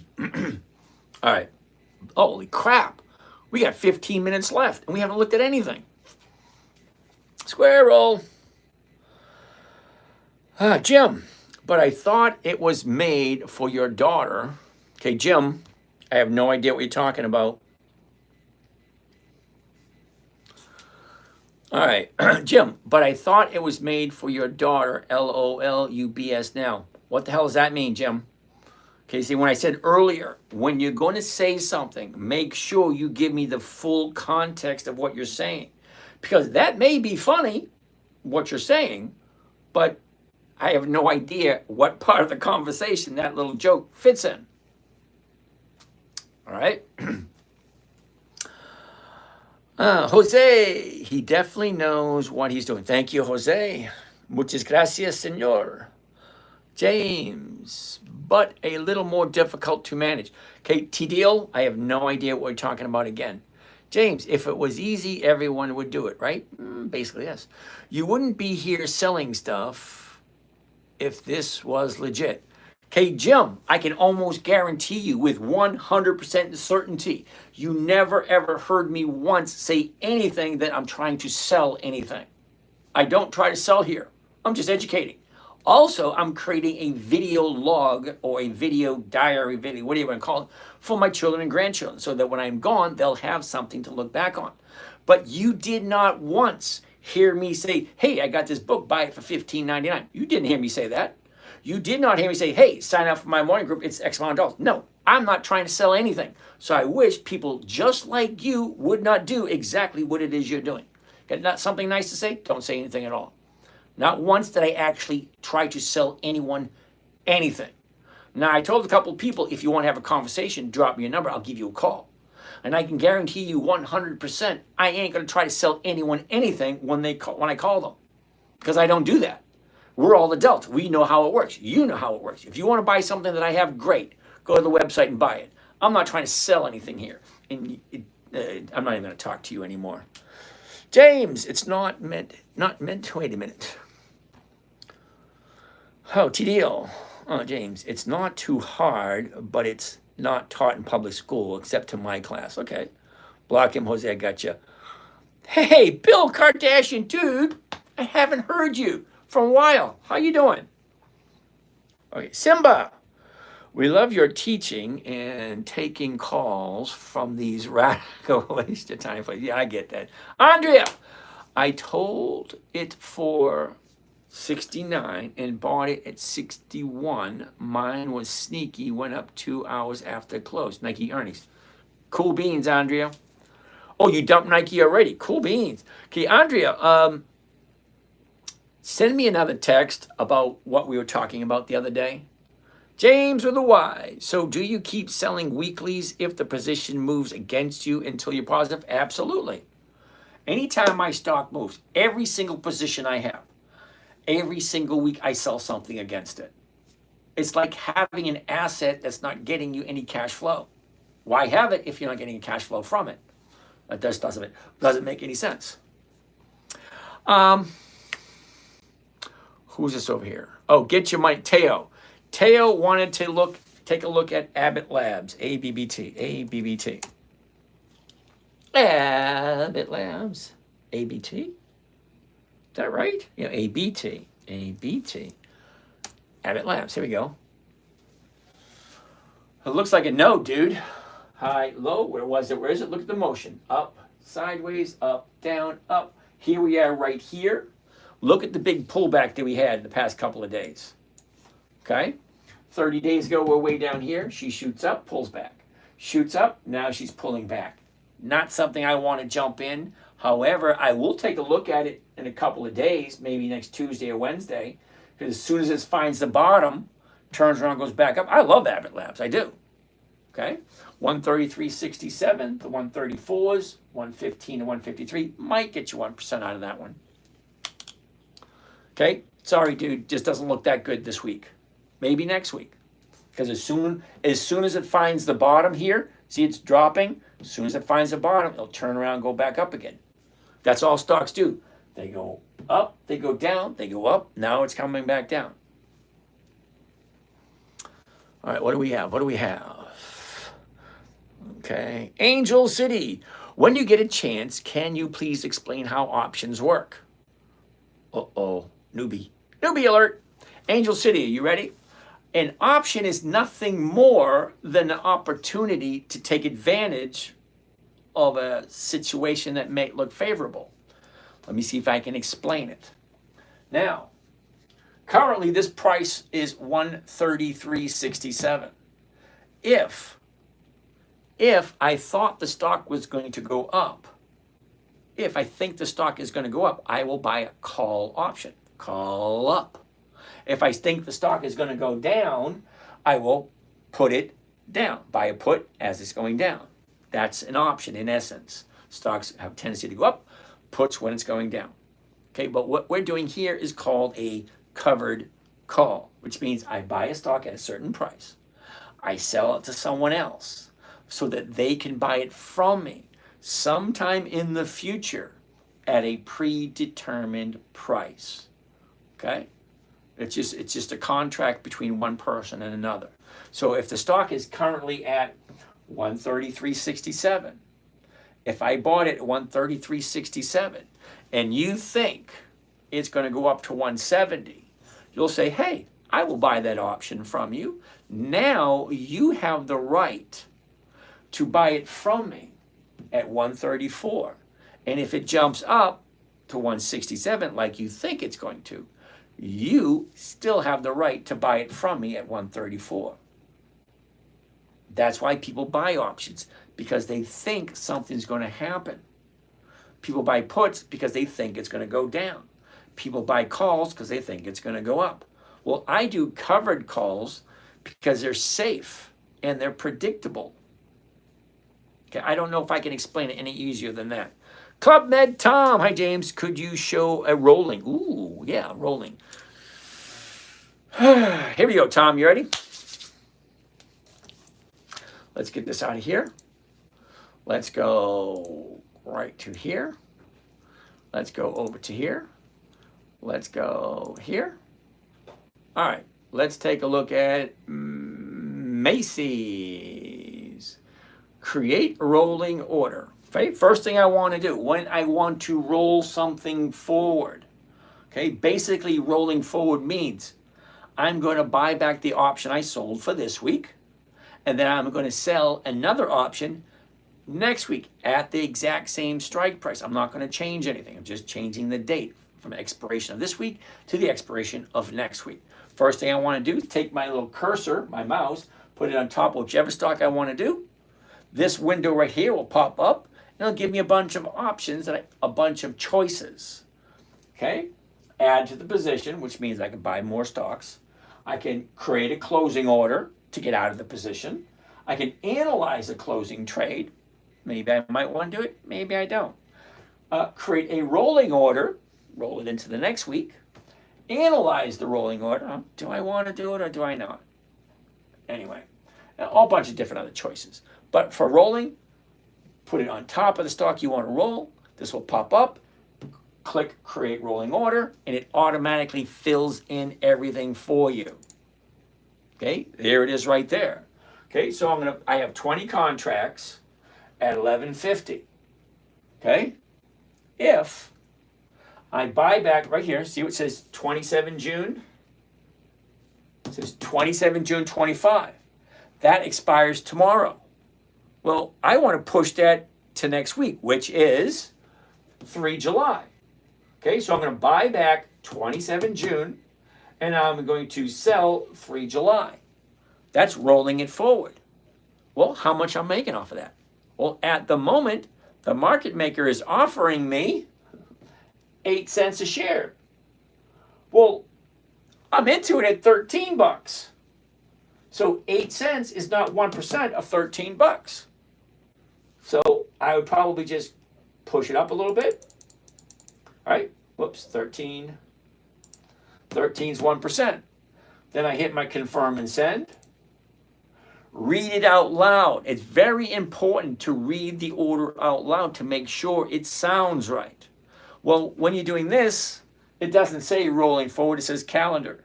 Because a calendar is buying one option, selling another. So I'm buying 27 June, okay, that's tomorrow, and I'm selling 3 July. Okay, I didn't change the strike price, that's still the exact same, 11.50. Okay, but I want 13 cents per share, limit order, good till cancel. That means it will stay there until I cancel it, or 90 days, whichever comes first. That's how you roll forward. Now we are 10:56. We got 4 minutes left. So let's see how many questions I can answer in the last 4 minutes. Let's do this. New here. What's the game? Jose, the game here is investing in dividend stocks, investing in pre-qualified dividend stocks for a simple, safe, predictable, consistent 1% per week. Okay, using a strategy called a covered call against pre-qualified dividend stocks. All right, dog stock, preferably dividend aristocrats with stable prices. Exactly, I'm going to agree with you.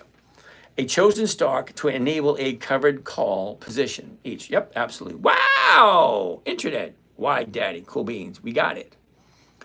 Out of the money, aiming to collect at least 1% of the stocks. Okay, got it. Value of the premium, expires worthless, repeat the process, 100 shares, blah, blah, blah, blah, blah. You're explaining it all to me. Oh, why am I here? He's doing it all for me. T-deal. Do not borrow money to invest. Do not invest money you cannot afford to lose. All righty, good advice. Thank you for that. Karen, good evening, and how are you today? Thoughts on KMB? What the heck is KMB? Is that Kimberly? No, wait a minute. Is that Kimberly Clark, KMB? KMB. It is Kimberly Clark. Love Kimberly Clark. But no, not this week. Check that out. Look at this. What do you think? It's got to wait for the bottom. Once you find the bottom, turn around, go back up again. Look at the big drop. 144, now we're down to 126. Yeah, it's going to turn around eventually. Apex, thoughts on TSLL. I know it does not meet your criteria, but it pays dividends and a good premium. You're absolutely right, it does. But we're going to have to look at it another time because I got 3 minutes to go through the rest of these questions. What platform do I recommend? I trade on Robinhood and I trade on Thinkorswim. Okay. Mindbender. I'm a rookie. I bought PLTR at 8, sold it at 19, should have held. Why? You doubled your money. I don't do PLTR. The numbers just don't work for me. El Coat, won't be able to get to that. Sorry, you didn't understand my comments. I was answering questions. Yep, I saw that. All right, Frank. Dividends have been my investing way. I have a huge stake at AT&T. Okay. Well, here's the thing, Frank. Your AT&T is going to give you a dividend every 90 days. Great. Wonderful. Awesome. Why aren't you selling covered calls against it? Now, hypothetically speaking, AT&T is currently at 28. Okay. Well, look at the 28s. The 28s are going for 31. So let's say you don't want to get rid of it. All right? Don't get rid of it. Go 2 or 3 strikes out. 3 strikes out to 29, 3 cents a share. Now, I know 3 cents a share doesn't sound like a lot. But if you got 1,000 shares, that's at $30 a week, every single week. At the year, it adds up. Now, I can't tell you what to do, but I don't have anything that does not bring me a weekly cash flow. Have we reviewed Riley? No. Not today. How do you decide to roll versus letting the stock get assigned? Papa Laos. Dude, I haven't heard from you in a couple of days. Glad you're here. It's a numbers game. What did I buy it for? What premiums did I collect? What's it at now? If I roll it forward into next week, what am I getting? As opposed to letting it go, am I making a profit? It always comes down to a numbers game. And you know what the numbers are. What did I buy it for? Well, you know what that is. What option did I sell? You know what that is. What did you collect? You know what that is. Where is it at now? Well, you'll know what that is. Okay, am I making a profit? Am I making a loss? If I roll it into next week, am I making a profit? Am I making a loss? If I'm making a profit, how much? Is that enough? If it's not enough, let it go and then find something else next week. Papa Laos, hope that works for you. Oh, that's all the questions. All the questions here, all the questions there, all the questions there. Cool. We have YouTube. YouTube, you guys get me a lot of questions. Here we go. Mikey Jeff, what's going on? What do I think about SPX? I don't do it. The numbers just don't work for me. Are the AI companies overrated? I don't buy anything unless, me personally, unless it has 2 decades of consistent profitability. I don't care if they come to my house and offer me flowers every single day and a foot rub. If it ain't 20 years and they're not consistently profitable, no thanks. Flip that screen. I can't. It's bolted down. Sorry.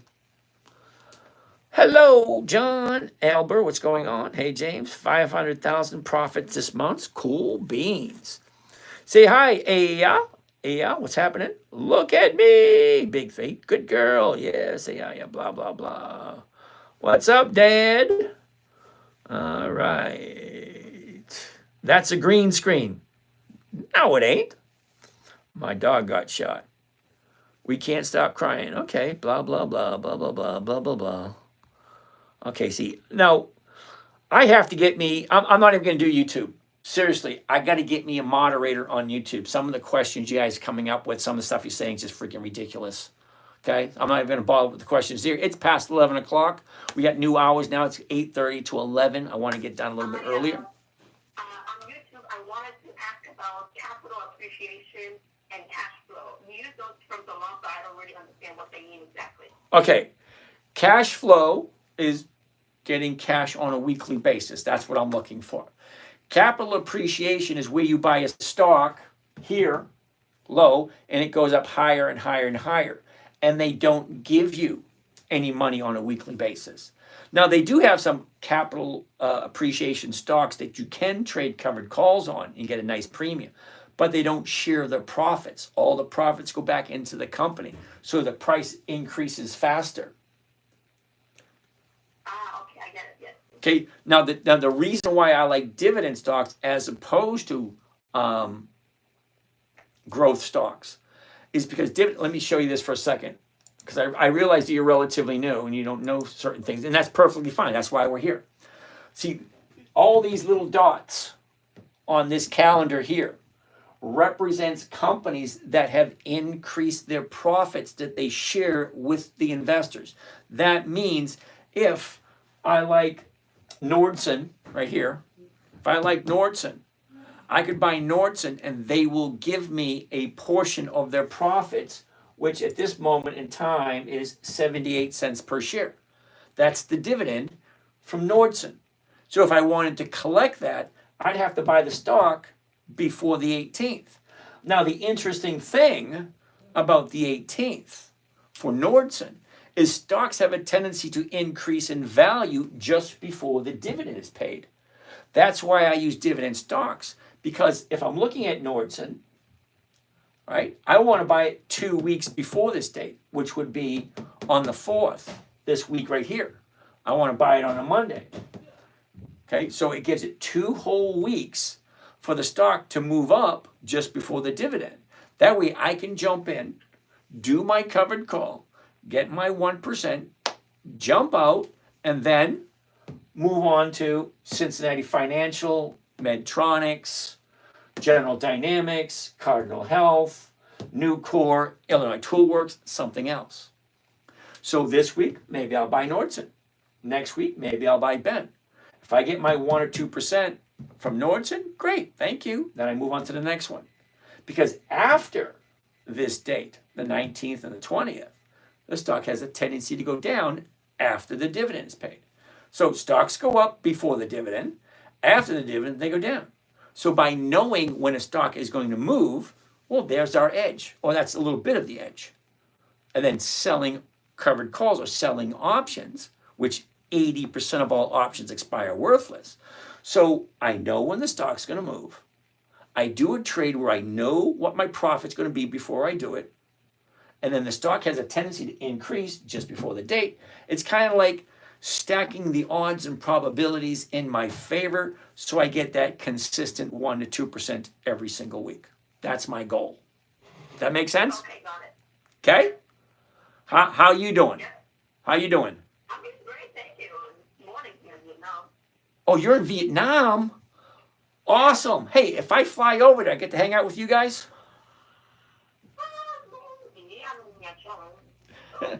You got to show me. I always wanted to go there because I see a lot of pictures of Vietnam. Now, I don't want to go to the cities. I want to go to the countryside. You know, Country.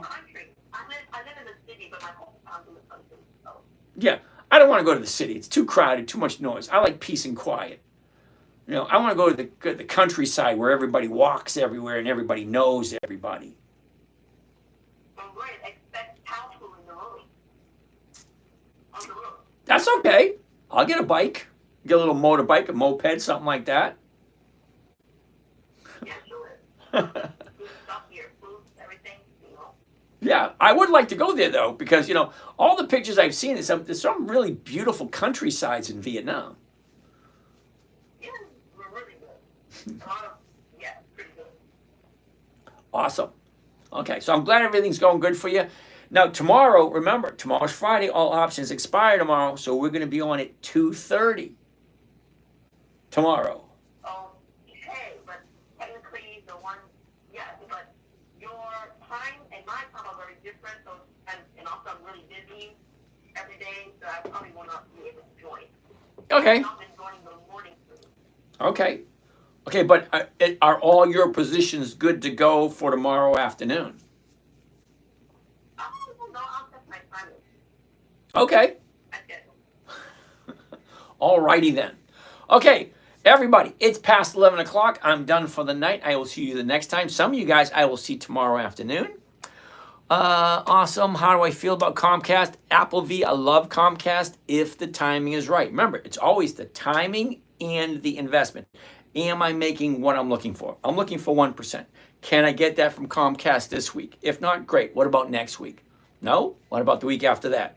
Because stocks go up, stocks go down. It's uncanny how they go up, they go down, they go up, they go down. So just, if you like Comcast, okay, they have over 60 million people paying them every single month. How could you not win on that one?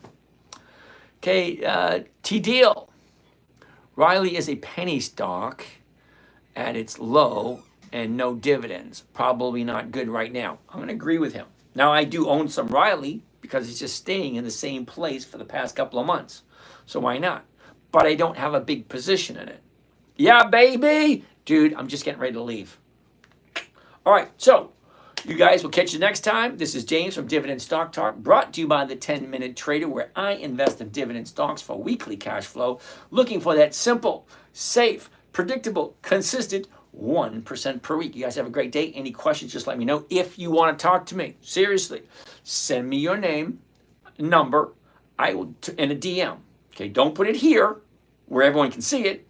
Send me a direct message, and I will call you. I got an hour drive south, and then I get an hour drive north. That's 2 hours doing absolutely nothing. I love talking to people, as you can probably tell. So drop me your number. I'll give you a buzz. Other than that, you guys have a great night, and we'll see you again tomorrow. And now the end is near, and so I face the final curtain. My friends, I'll say it clear. Ooh, wrong way. How the hell I get out of this thing? State my case, for which I'm certain